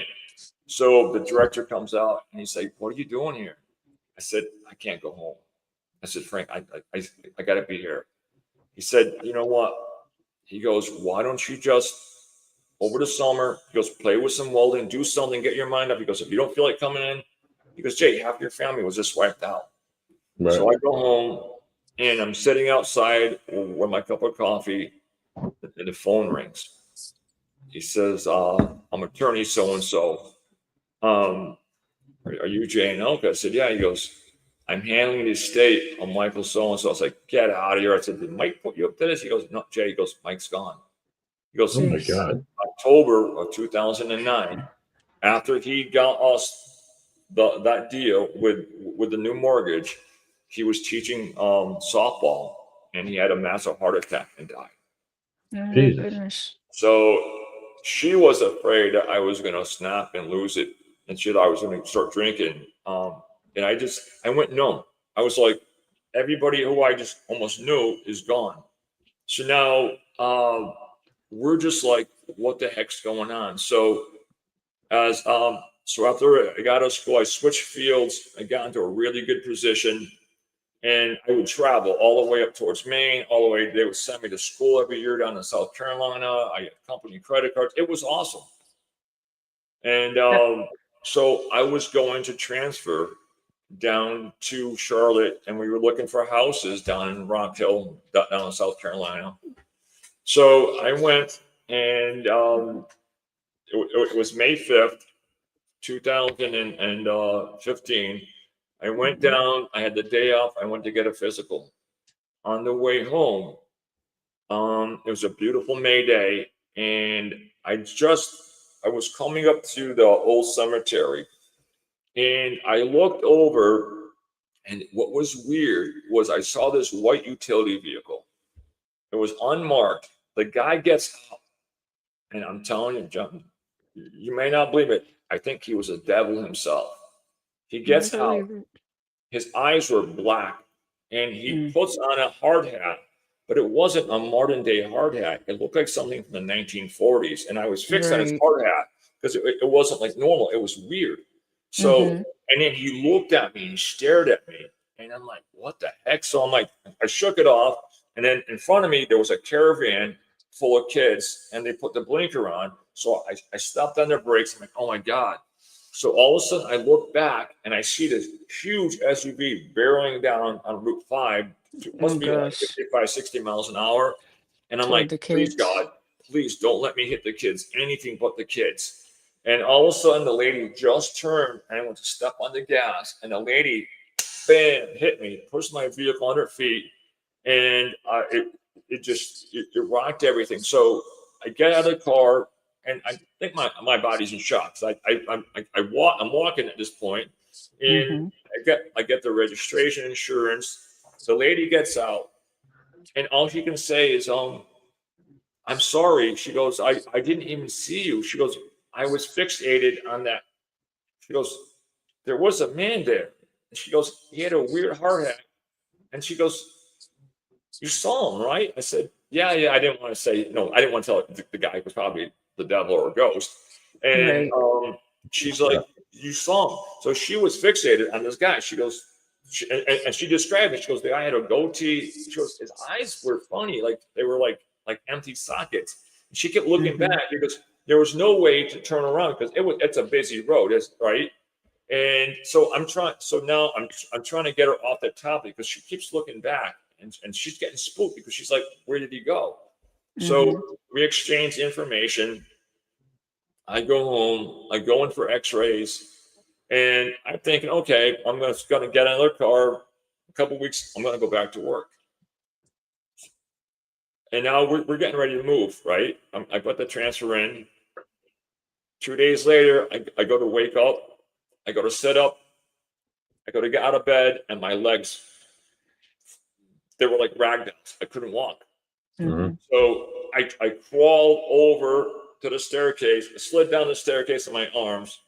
Elke calls up the police and fire department and says, "Hey, look, it's Jay. Jay can't walk." She goes, "Don't put the lights and sirens on." She goes, "He needs help." So they came over. They said, "Can you walk?" I couldn't. So they picked me up, and my legs were like a rag doll. So they brought me to the hospital, and they said, Jay, they said, all your discs in your lower back, they said, are all blown out. And they said, all your discs up in your cervical are blown out. And they said, my God, they said, I can't believe you're still walking. So they gave me shots and all kinds of medication, and I had to start walking again. For almost 2 years, I had to walk with a cane. So now that's the second time we couldn't move out. So the first time is everybody's dying around us. The mortgage goes. Now I can't transfer. So now after I got another friend of mine who was a lawyer. He says, I'm going to get you some money. He goes, you can't work no more. He goes, look at you. He goes, you can barely walk. So we got a settlement. I'm like, yay. And the kids were like second grade. And Courtney's like, no more spooky, no more spooky. I said, no, we were 2 weeks away from moving. And we made that fatal mistake. We said, Elke said, nothing can stop us now, kids. In 2 weeks, we're going to be down in Virginia in a nice home we're going to rent. And all of a sudden, it was weird. The phone rings. It was a real estate company. And she said, Jay, I'm sorry. She goes, oh, man, she goes, I don't want to say this, but she goes, the owners just called and they decided not to rent the property. Oh. And I was like, oh, my God. I said, now I got to call the schools, the utility companies. So we had to stay here. And then the girls got into, COVID came, they got into high school. But it was a nightmare, guys. It was like everybody around us started dying. And then to add to it, our neighbor that we watched grow up, since he was a little kid, they were two Spanish brothers. They were great kids. They used to come over and they used to shovel my driveways. I would give them money. They would help me stack firewood. And I was almost like Josh would say, he goes, Jay, he goes, you were like my adopted dad. He goes, you always looked after me. He goes, when I needed money, he goes, you would just come over and have me do some work and you would, pay me. So all of a sudden, we go out one day and we go out to eat, and we came home. We pulled in the driveway, and the girls would always run over and go, John, Josh, right? And they see John coming out of his door, and they wave. So now this time they don't run over. We get out, we start walking, and we hear boom, and I'm like, my body shook. Now I know what that sound is, but I'm trying to tell everybody it's fireworks. Everybody looked, and they saw the guys running. They walked up to my neighbor, and they put a gun in his chest and shot him in broad daylight. Oh. And the kids, they were like 5, 6 years old, and they watched John get shot. So, oh my God, it was devastating. So I got everybody inside the house. I didn't know if there was going to be any type of retaliation. We didn't know if it was going to be a gang fight or what was going on. It was a nightmare. So that was in September of 2014. So we get through all that. The whole town, donated and got him everything. It was huge. So now December 1st comes up, and that was my brother's birthday. And this entity is an asshole. So a lady comes over and she's sitting down and she's trying to sell us this water vacuum for $2,000. And I'm just like, I'm not buying it because I'm not going to spend $2,000 for a water vacuum, right? So all of a sudden, I'm just listening to her spiel.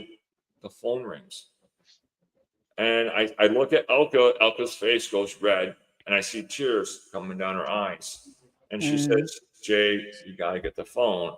And it was my father's half sister, yeah. I do. And she got bad news. I said, Dad died? She goes, no. She goes, Jay, your sister Cindy's dead. Oh God. I'm like, what? And same thing. They found her in her apartment, laying on her side. Her eyes were wide open, and she was gone. So it was like, it was a paranormal, I don't know, but everybody around me was dropping dead. So Jesus. It was a nightmare. So as this is happening, I start looking at, I don't know what, this paper. And I remember what Colleen was looking up, and whole entire families got wiped out over years. And there was in 18, I'll go through this fast, but I don't know how much time we got. And I want Elke and Mackenzie to talk. So what happened in the 1850s, another wealthy man buys it with his wife, and they were like aristocrats, and they lived here from 1850. So, and then they had a son and they had a daughter. Well, the son goes off into the Civil War, and the daughter comes from Scotland with her alcoholic husband, and all of a sudden, from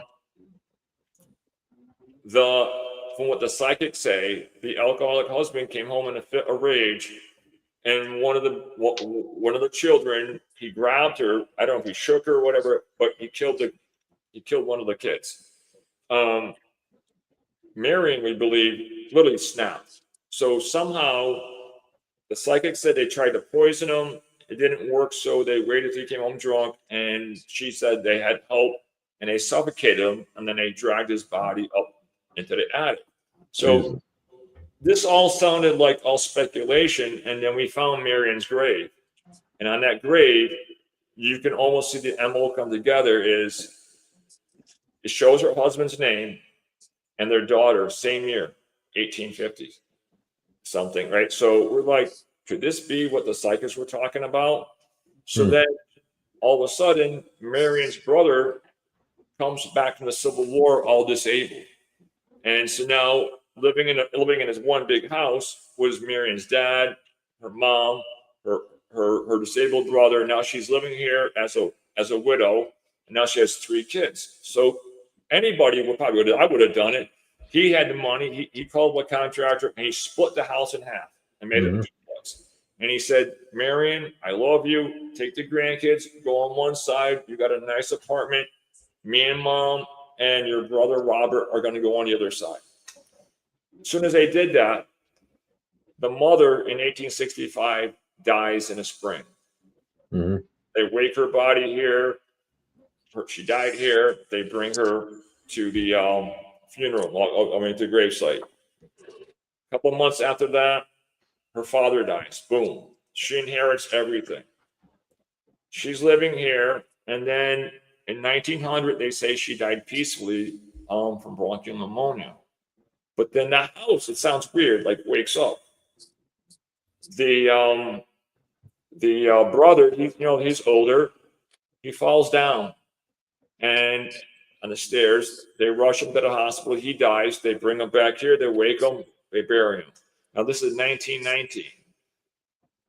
Margaret, their Marion's other daughter, is wealthy, and they live in Boston. So she takes her train, come out, and they bury him.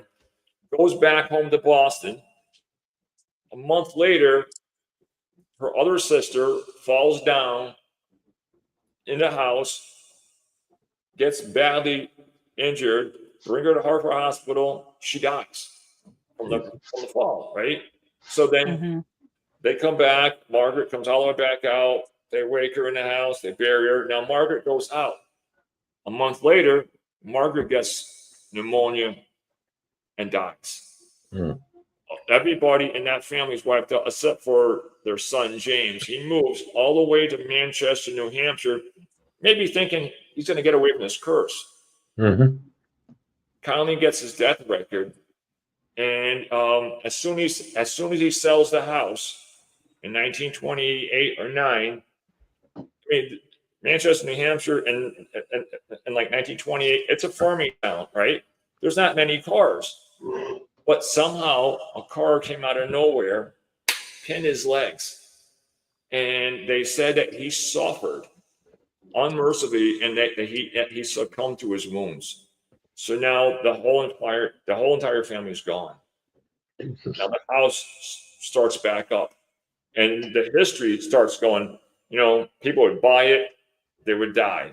Sell the house, buy it, die, sell it, buy it. It's awful. And it got up to the 1960s. Yeah, bought the house Yeah. in 1960, and that's where Colleen said, "Oh my God, this is a family that lived here to 2001. You good?" And then she got back a week later, and she said, "I think I shook my mouth up too fast." And she said, "Well, they had 5 kids, 6 kids." I think 5 or 6 kids. Only one kid survived. Oh my goodness. Oh wow. Yeah, Let So me now- ask. 5 kids. Yeah. The first one fell down the stairs, hit his head, and he must have had such a bad traumatic brain injury. He had to wear a special helmet. Mhm. So they went to Riverside, or now Six Flags, and Yep. he choked on his own vomit. He went on and- a ride and he and he died. passed He away after that. aspirated. So then the next one was their son. He was a Glastonbury Oh no, Cecil. Cecilia, she wanted another child, but her partner at this point didn't want it to, so she decided to carbon monoxide them both. So No. Committed suicide. they were suicide. And Yeah. then the son, Tommy, he was a Glastonbury police officer. He went one morning to work, went down in the locker and shot himself in the head. And then after that, his son Robert moved back home. Same because, year. Same year. And he was not, I guess he was in remission from cancer, but I don't know what happened. Our neighbor said we were the day before with him and he was fine and everything. And the next day, he came home from work and he hung himself in our garage. Wow. All right. So only one son was left. Only one son. But here's the weird thing. Oh, it gets weirder. Please go ahead. It's weird. I started No way. looking at the dates, and then I started seeing 2, 2, and 11. So the house, I'll go fast. The house is sold the first time from the Thompson family. That's where we see the first transaction, because it's the Thompson family since 1771. Yep. They sell it to a wealthy guy named Horace Abbey on 11 May, 1846. February 22nd, 1849, they find him dead in the house in a pool of blood, and they just said, they said it was like cerebral hemorrhaging, right? Yeah. The house gets sold by Abby's wife the 22nd of May, 1851. So that guy, Shabu Parsons, whose son gets killed. So he buys it the 22nd of May, 1851. He doesn't even have it that long. He gets rid of the house. He knows something's wrong. September 22nd, 1851. He has maybe 6 months. Wow. So then he gets rid of it. Another guy, we don't know what happened. His name is William Tate. He buys it the 22nd of March. He gets rid of it. So now the house is going back and forth.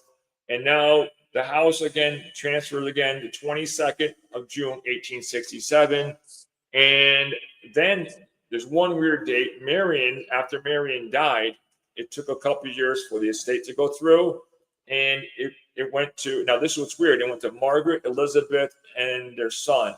I'll think of his name. The house was sold on Halloween. October 31st, 1922. So you see all the twos coming in? Yeah.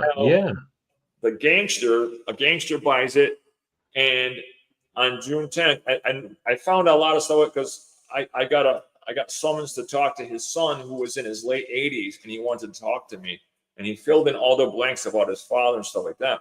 So on June 10th, the house gets put into his mother's name. He said on June 10th, he goes, we sat around a table. My father broke out a second bottle of wine. This is the height of the Prohibition. And they toasted that this will be the last night we'll all be together again. He was going to go next morning, take his best friend's wife, run away with her, and get away from the life of crime and live happily ever after. Well, the wife gets the house the next day, June 11th, 1930. They all get wiped out. So now I'm going through this fast. It's like this takes like an hour and a half. So now the wife gets the house. She doesn't pay one thing, right? She just takes all the money. She was smart. And then Mm-hmm. she goes out to Rhode Island. Well, what happened is she forgot that her husband worked for somebody, like a head gangster, and we think that she had something to do with his death. So they waited till his son became 16, which back then he was a man. He was done with school. As soon as he was done with school, as soon as he got a job, Colleen tracked Rose out. She went down to Rhode Island and vanished. There's no grave. There's no nothing. We don't know. She could be in the Atlantic Ocean. We don't know. So Mhm. as a Sounds house, like a lot of history. a lot of history. Yeah, it's a lot of rich history. I mean, fascinating history. Then you start seeing weird things. 3 women buy the house, family members, Annie, Thomasina, and Ethel, and the house waits and takes a soul. Thomasina Jesus. drops dead in the house, same way Horace Abbey did, cerebral hemorrhaging. They have the house maybe a year or two, they sell it, but now it's reversed. 3 men buy it, a father and 2 sons. They have it almost a year, and he goes down, according to Colleen, he goes down to Miami on a vacation and drops dead of a heart attack. Jesus. The house goes again, gets sold to the Preventers. They have it for a few years. One of them dies. They sell the house again. Same thing. It's repeating every year, every 2 years until it gets to the Gadarowskis, like we talked about. Mhm. And it claimed almost a whole entire. So we didn't bought the house on the 22nd. We bought it on September 26th. But here's the bad part, guys. Right? Elke said there's no 2-2. I said that's not true. It was registered in the city hall. Volume in the book. Volume. Are you ready for this? Yeah.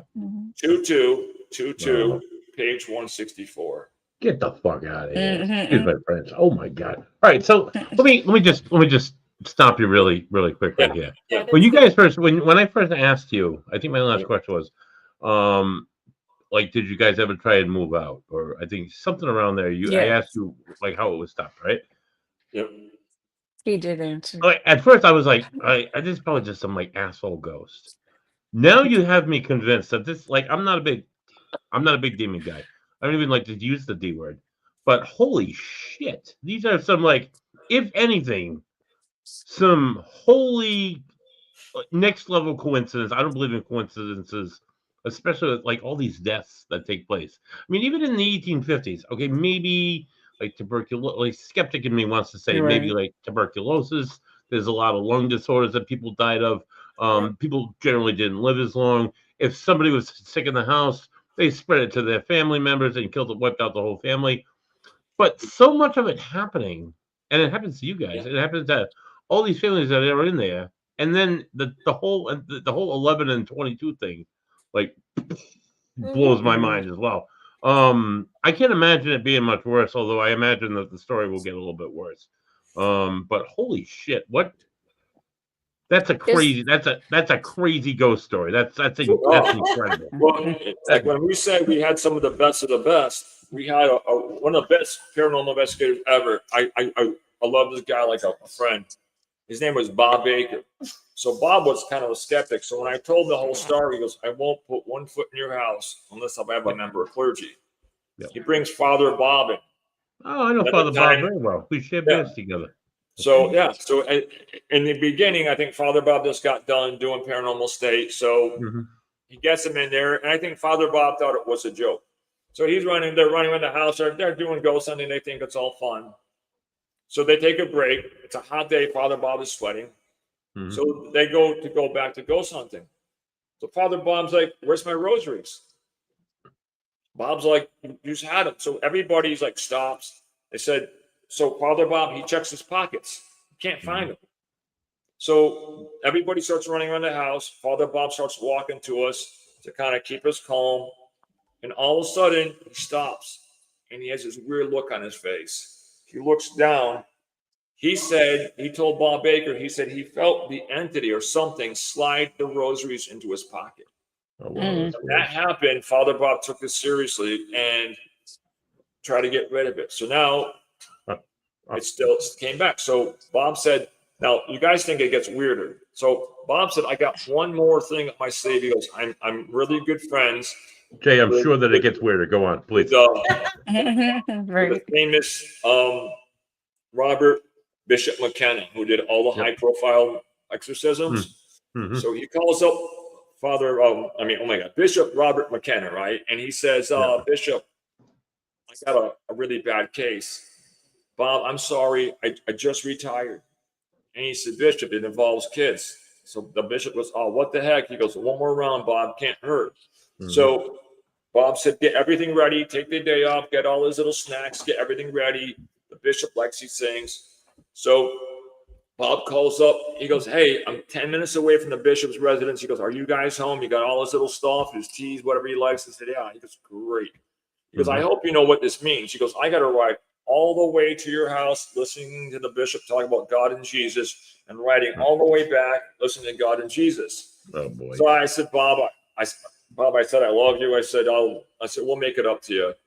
5 minutes later, the bishop, 5 minutes later, Bob calls back. He goes, you're not going to believe this. He goes, anything else? He goes, I wouldn't believe it, but your house. He goes, the bishop's secretary just called. The bishop just got struck with a mouth infection and can't speak. The bishop wrote on a piece of paper, tell the Yaples, I'm going to try to come back up, but don't tell them when, in case of what happened to me, came from the house. What odds? Bishop McKenna loses his voice. So, another coincidence. That's not really a coincidence. Go on. Yeah. Right. So 3 months later, I hear this little faint knock on the door. Now, guys, I'm telling you, I thank goodness I should still be saying Hail Marys on our fathers, because I heard this little knock on the door, and I have a tendency of swearing, right? And I thought it was like some little kid playing a joke, right? So I go to open the door, and I'm like, who the fuck? Oh my God. And the bishop's like, that's strike one. He goes, we're going to talk about this, Mr. Yapel. And he comes in, he goes, I'm Bishop Robert McKenna. So as he's walking in, he looks in the corner and he's like, I'm not done with you little buggers. And he's talking to him. So Bob's in front of me. So I go like this. I have no idea who he's talking to. So I look at Bob and I go like this. I go, crazy, right? As I do this, the bishop turns around. He goes, that's strike two, Mr. Yapel. He goes, we're going to have a serious talk. So he goes around and he goes through the whole entire house. Then at the end, the dining room table's full of people. So the bishop has his briefcase open and he's asking if any of us want any of our crosses blessed. And he's going through and he has this little black prayer book and he takes his holy water and he's like this. All of a sudden he reaches down. His holy water is gone. In front of everybody, it dematerializes. So now Bob is just grabbing everything on the table, right? The flowers, the vases, everything. He grabs the bishop's briefcase, and right underneath his briefcase is his holy water. And in front of everybody, nobody saw it happen. So the bishop's like, I'm not done with you guys yet. So the bishop tried. We had, they brought in an Indian shaman from Maine to do a spiritual cleansing. We tried everything. So then I remembered my sister Charlene knew this guy. His name was Eddie. He was a real witch, and he was head of a covenant. And I didn't see him since the 1980s. I didn't even know if he was still alive. So one day I came home, weirdest thing ever.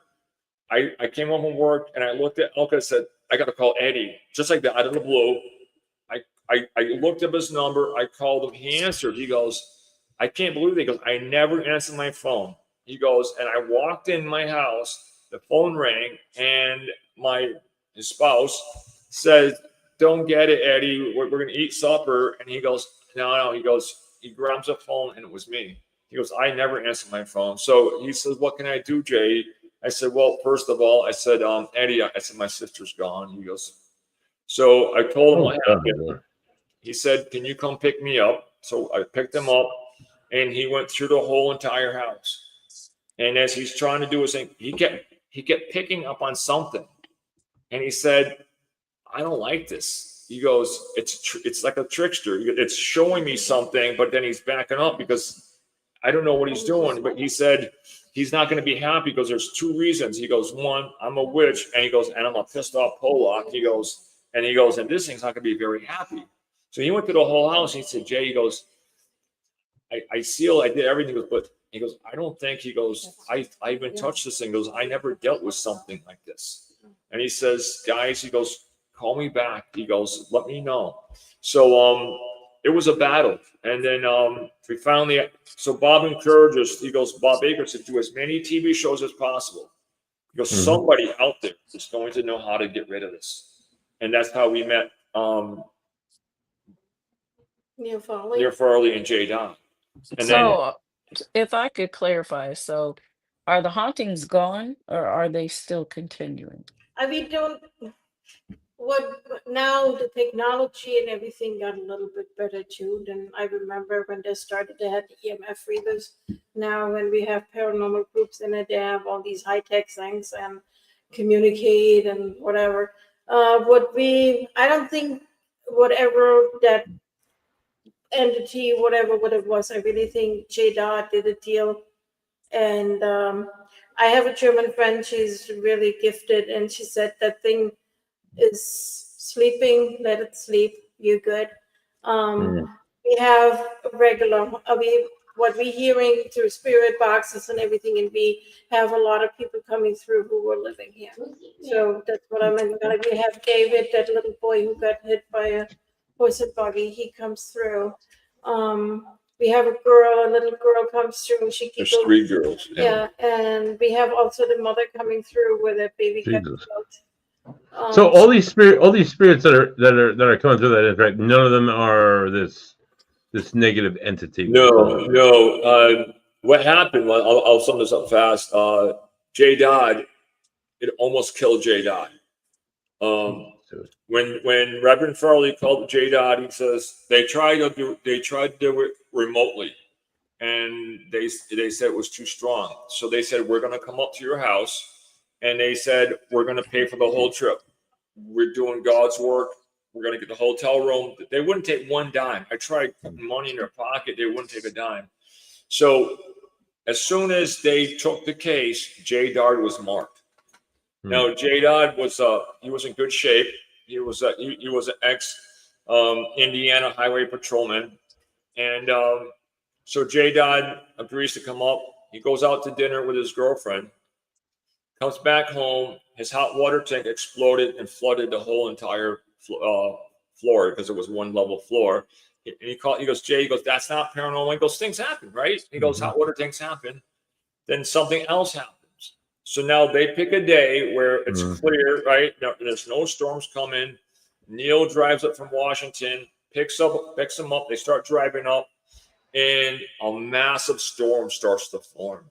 And Neil's like, we got to turn back. And Jay Dodd goes, no, Neil. He goes, this thing wants to stop us. It does not want us up there. So they come up, and they go through the whole thing. And they had a prayer chain set up all around the world. They had people even up in Israel praying for us. We didn't know that. And they did their thing. They went back. And at the time, we had the downstairs opened up. And I'm walking around with my phone. And so Jay Dodd goes, how's the house feel? It feels great. And all of a sudden, I had that funny feeling. I look up and I see the shadow on top of the staircase. I said, Jay, it's still here. He goes, it can't be. He goes, we never failed. So he comes over with Neil. So he gets me alone and he starts to interrogate me. He goes, Jay, he goes, come on, what's the deal? He goes, you had Bob Baker, Bishop McNeal, you had all these people. And he goes, we were near. He goes, what do you mean? And all of a sudden, he looks up and he goes, like, oh my God. He sees it and it's coming down the stairs. And he goes, Neil, it's still here. So they get the hotel for another night and they go through and they're like, what do we miss? We missed something. So they did everything again. And the next day, the house, you could almost hear like this, like a whooshing sound. And the house, and everything started getting lighter and lighter. And they said, keep monitoring the house. And everything felt great for almost a year. And after my car accident, we had to convert the downstairs back into a duplex. And my realtor said, I'm going to find somebody who's a long-term renter. and we're gonna get him in here. And she goes, get. We're gonna try to get both sides rented, and you guys get the hell out of the house.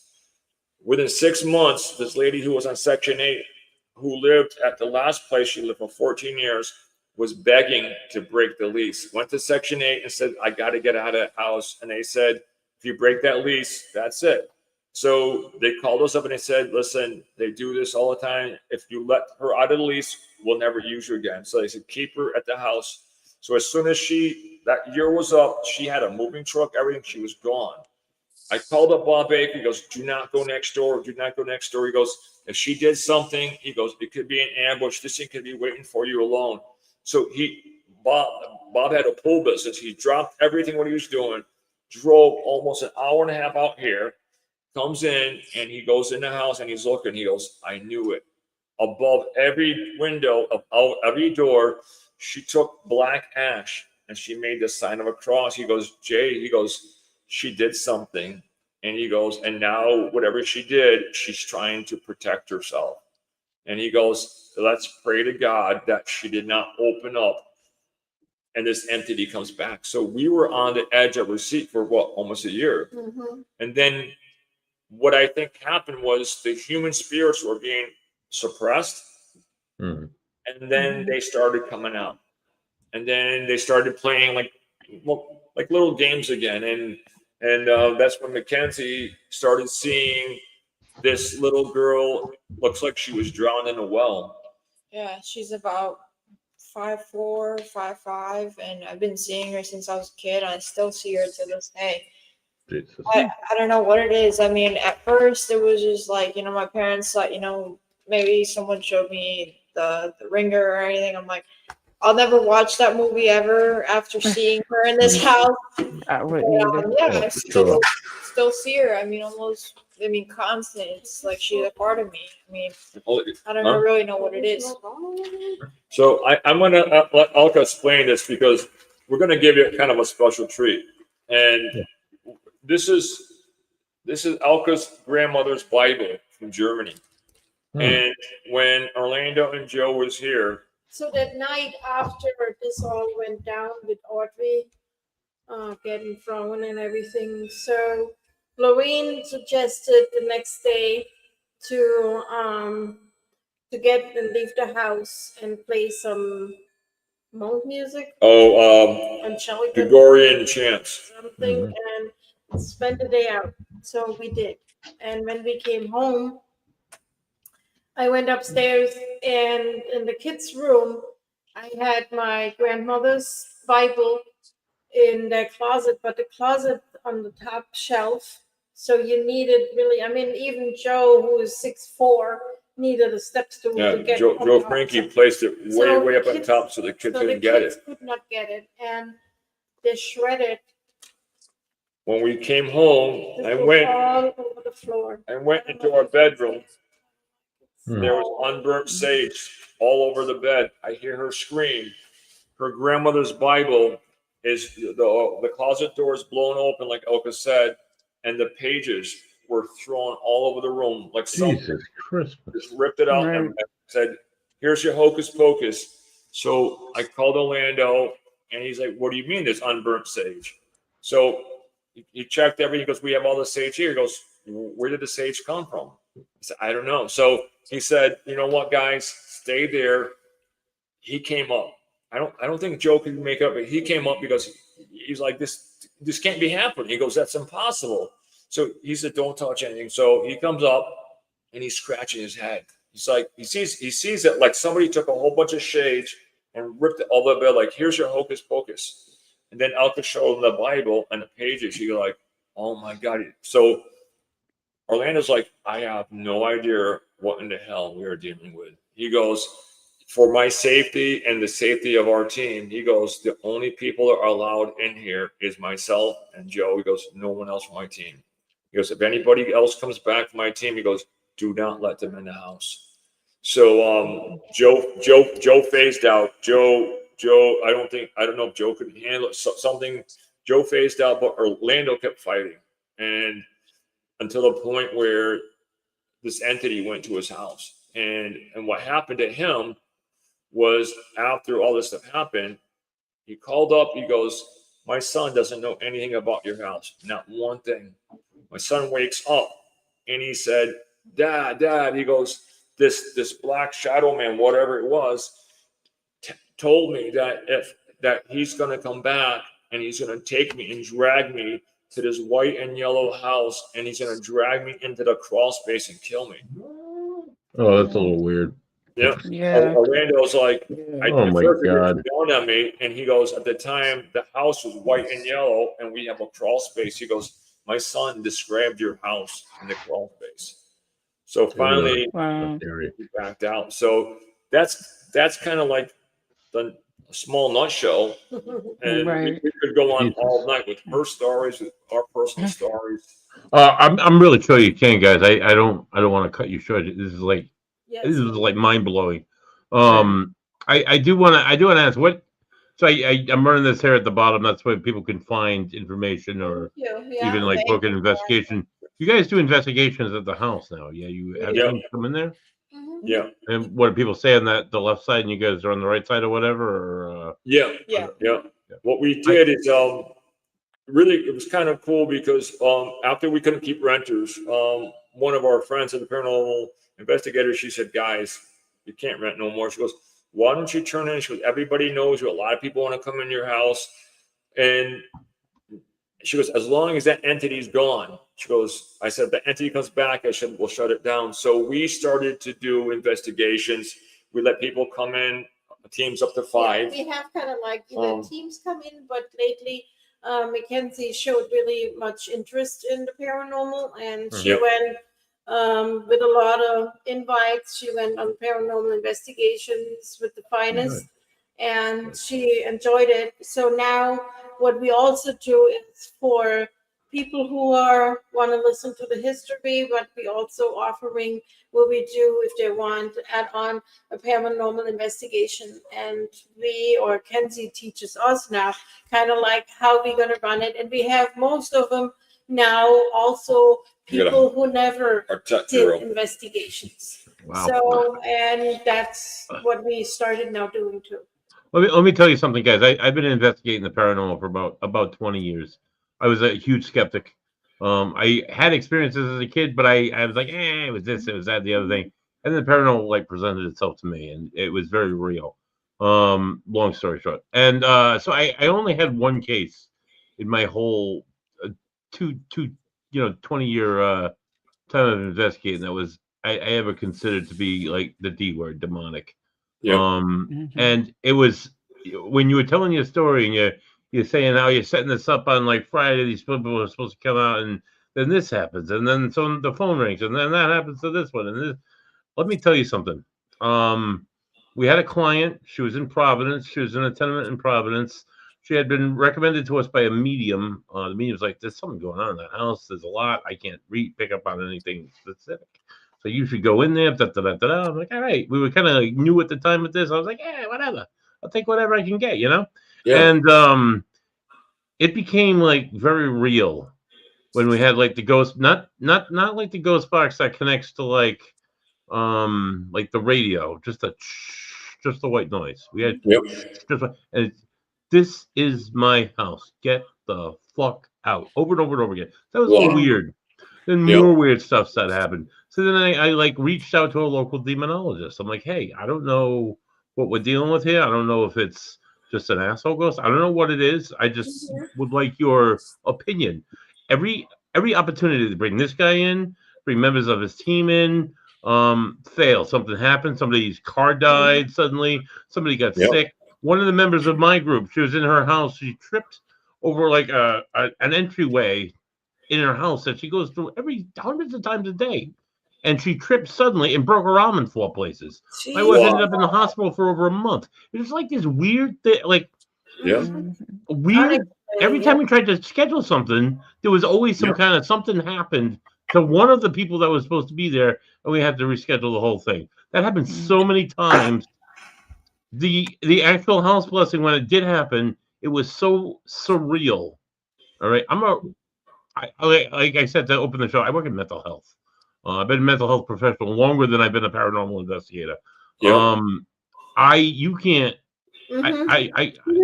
I question my was that real? It Yeah. was so unbelievable things that would happen. So I don't want to get into my whole. I'm just Oh no, it's all right. I mean, we're I here to noticed that when listen. you guys were talking about that, I'm like, I experienced that very same thing. Like it's Mhm. like some outside force in the universe is Yeah. trying to stop this from happening. Mhm. Yeah. And after that investigation, I'm like, no more of this shit. I'm a ghost guy. I don't want to do any of Yeah. that. I don't want any more of this shit. I don't want. I always had thoughts I would never have. Right? Like thoughts like, buddy, look at that building. You can climb to the top of it and you can jump off. And all these problems would be like, why would I think that? I would never think Right. something like that, you know? Yeah. So it's just like it's weird. Like, oh my god, it's beyond weird. All the deaths. Like It's, you can only Oh, say it's good. coincidental for so long before it's like And shit. now, This even is like now, when we have investigations, I always say these spirits were so intelligent. I don't know Mhm. what it is. I mean, you can say now probably, oh my God, she's really lula loopsy.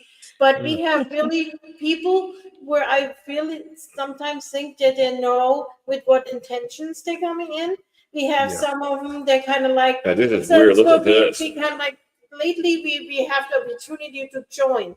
Or some groups even ask us, you're going to want to be with us and see what we're doing. And either we have someone who really kind of like goes with it, direct respond, or we having that asshole who comes in and gets poor nasty. Or even we had groups literally pushed some investigators out of the door and said, we're not going back. And then we have nights we come like, okay, what are we Oh going to do god. now? Yeah. I Well, never antagonize. I never dare these things to do Yeah. something to me. No, I Like, if you don't want to touch either. me, that's great. Touch me. Give a little tug. But no, don't throw me down a flight of stairs or don't cause my unnatural death. yeah. Please. Right. Yeah. I'm never gonna say you don't exist, you're not real, because you probably are. And I'm not even gonna challenge that. I admit Right. good for you. That's Ty, any questions you want to ask to wrap up? But here's the weird thing that like what Elke started saying, and I thought she was gonna come up with it. Since we started opening up the doors, we started realizing something else. 99% of the people who come in are decent people. They want to experience things, everything. Yeah. They investigate. Like she said, the house is smart. The house knows, okay, you know what? Shirley McLean's coming in. You know what? She's going to go something. Sometimes they come out, they do things, just kind of like we're here. But then when somebody comes in and they want to try to like scam us or they want to try to like discredit the house, it's weird. It's like the house knows and it goes after them. It creates after they leave, whatever. Two people came in up in 2023 and they had bad intentions and we didn't know that. We were like, okay, that they paid their money, they were going to investigate. 3 hours later, they leave and they don't come back, right? Next thing you know, they're like, oh, nothing happened to us. Next thing you know, they're having nervous breakdowns. They're attacking us, right? Nothing happened, but they don't realize it. From us as an outsider, you're changed. You're not the same person. And the house knows, and it goes after certain people. It's weird. Other people come in, nothing happens, but it's like when somebody comes in or they're going to try to plant something and they're going to, it's like that. It's weird. And I can't explain it, buddy, because it's like, I'm baffled, and you see it time after time after time. And you're like, what is this thing? It's so fascinating, dude. It's I so read fascinating. somewhere that The Conjuring 2 was inspired by your story. Is that true? I have Not that I'm aware of. No? Okay, because I Googled it earlier and it Oh, mentioned that. So I wanted to Maybe find out. because it's at the demon house, and a lot of people are getting confused because the house in England, it's Right, in also a London, demon England. house, and I think that probably crossed it because we get a lot of questions sometimes, and we're kind of like, no, we are in Connecticut, we're not in England, so maybe that's where. And the way that it got Okay. its name, the Demon House, was when Animal Planet came out. there was a famous producer, and I'll give it a quick rundown on this. Yeah, no, I'm just gonna give a rundown so they know, so they don't think, oh. So what happened was there was a producer who worked like on the A-list, like Mel Gibson, something like that. Well, what happened was she was in an abusive relationship. So her father told her to get back to the East Coast. So she moved to Pennsylvania, and she just took a job to help pay her father's bills. And it happened to be filming for Animal Planet Paranormal. And she's like, Jay, do I believe in ghosts? No. Have I ever seen a ghost? No. She goes, it pays the bills. And so while she was here, things started happening. So when she was about to leave, she said to me, she goes, I'm going to be in contact with you. She goes, I'm going to try helping you guys. Well, she leaves, and we started getting a phone call every month from Autumn. Guys, get out of the house. You have to get out of the house. So finally, the show aired. She calls up with a different number, and she goes, what do you guys think of the show?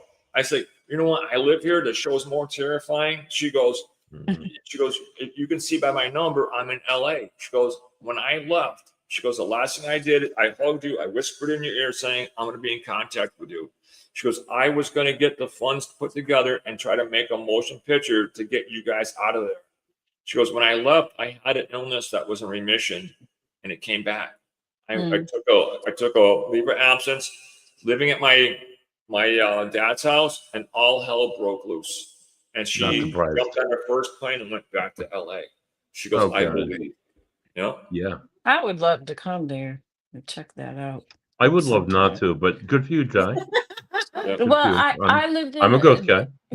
and just to give you guys some history, I lived in a haunted house for 14 years. Yep. So it got to the point where water was turned into blood. Oh wow. So I mean, so I'm kind of not afraid. Yep. Yeah, after I would have had that, I probably would. I watch ghost shows to go to bed. After hearing your, I hate that.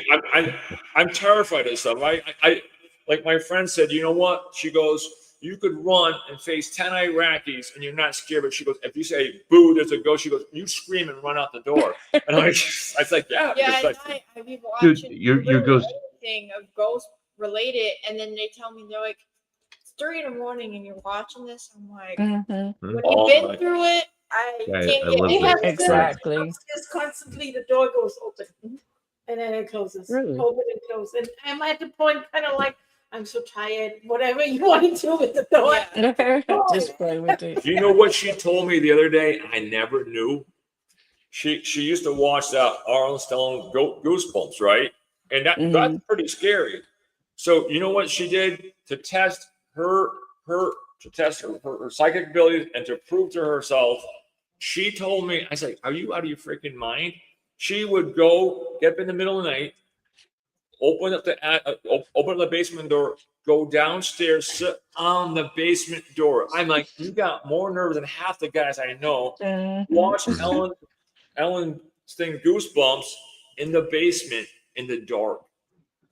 Trying to prove to herself that monsters aren't real. And I said, did you prove they weren't real? She goes, no, Dad. No. A lot of things happen in that basement. I'm like, are you crazy? Yeah, that was when we had that bad thing there too. I was just like proving it, like, I'm not scared or anything. I'm like, I got this. You got more nerves than I got, because I would never do that. I don't even want to go in the basement at nighttime to get cereal, something. Okay, you can't let it see that you're scared. So. Basements are definitely creepy to begin with, and in your guys' house, I wouldn't want to drop anything on the floor.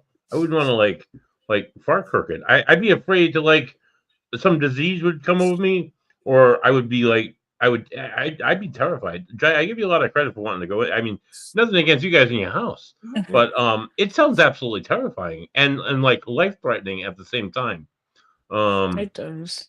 So this is guys. This has been an incredible story. I look forward to hearing more. I'd love to have you guys back on and kind of continue on. It's just like really nice. Unbelievable. Really nice having we're talking.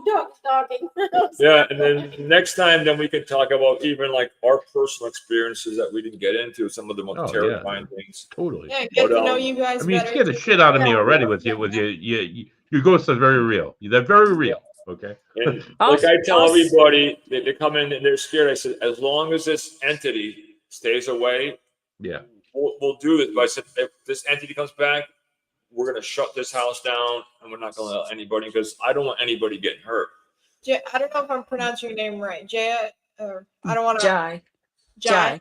I remember you were Yes. about to say something, Yeah. so Oh, I was just gonna ask if I remember what I was gonna say. Um, I don't remember. I'm sorry. no, That's you're good. I okay. lost it. I lost Yeah, it no, that you're quick. good. If you guys ever want to come up, we'll just let us know. Would And love to. we'll tell you that For- history.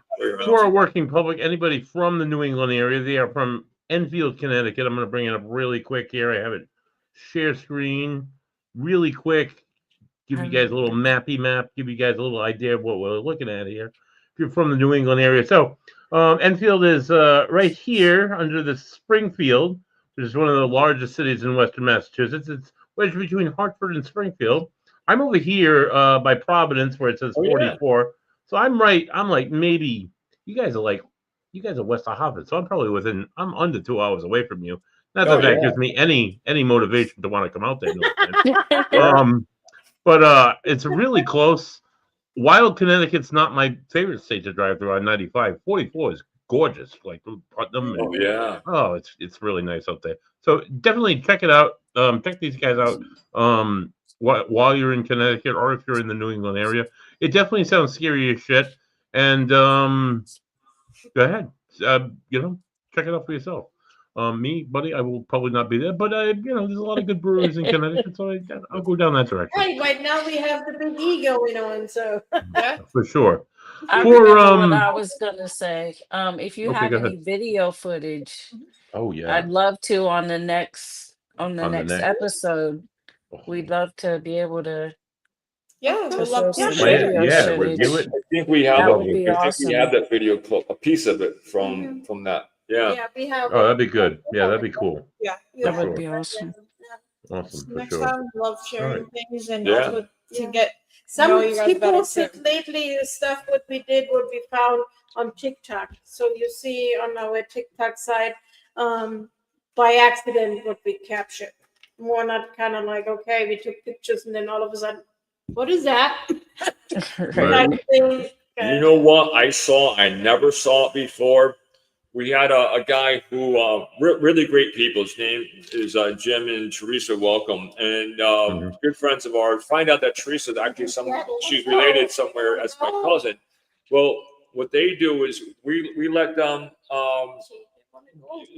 get like events, and they bring people over. So one night they got events and they got the money up and they paid us, and so they wanted us to investigate with them.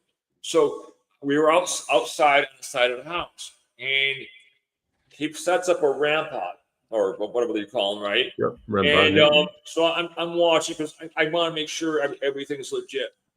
All of a sudden, as they're trying to find out what this entity is, a weird breeze blows across, and all the people that were all nurses and things like that, they all got chills. And then all of a sudden, as they're trying to talk to this entity, he said, well, how do you know?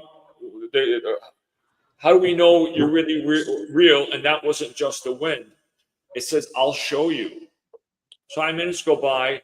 All of a sudden, that rampart goes in all four colors over and over and over again. I grabbed the iPhone. I caught the tail end of it going up. I've never seen those go into all colors like a Simon Says thing. Yep. That was amazing. Wow. It's pretty fascinating. So, Yeah. we won't say anymore because Guys, I could talk to you guys till 1 a.m. about this. I'm sure not answer all my questions or like feed all my interests for sure. So I'm gonna wrap it here, guys. I will be in touch in the upcoming weeks. I'm booking in I have a few dates in November. I have December is wide open, so we'll have to have you guys back on and some more ghost stories. It was lots of fun. Lots That of was fun. Really great. nice Yep. Thank meeting you. it was great meeting Thank you both so you much. guys. So Pleasure for meeting. Elke, Mackenzie, and Jay of the 1771 Enfield House or Drive. This has been Buddy Thayer, the Ghost and the Ghost, the Ghost and the Goat. Thank you for tuning in next week. Come back as we welcome. Hold on. Tell him to open up, buddy. Next week, as we welcome, Diane Lupo. Oh, Diane Lupo. No, Richard Brault. Richard Brault will be on next week. He'll be talking about his experiences with big feet, and this is the first like Sasquatchy guy I've had on in a while. So I'm looking forward to like show me something. I want to see something. I want to see proof. I want to see evidence. I want to hear Right. stories. Bring it to me, please, Jesus. I'm going to. This has been the Ghost and the Goat. Thanks for tuning in, guys. Have a good week. Go Red Sox. Thank Good you. Lord, I need all the Bye, praise I guys. can get. Go Take Dolphins. care.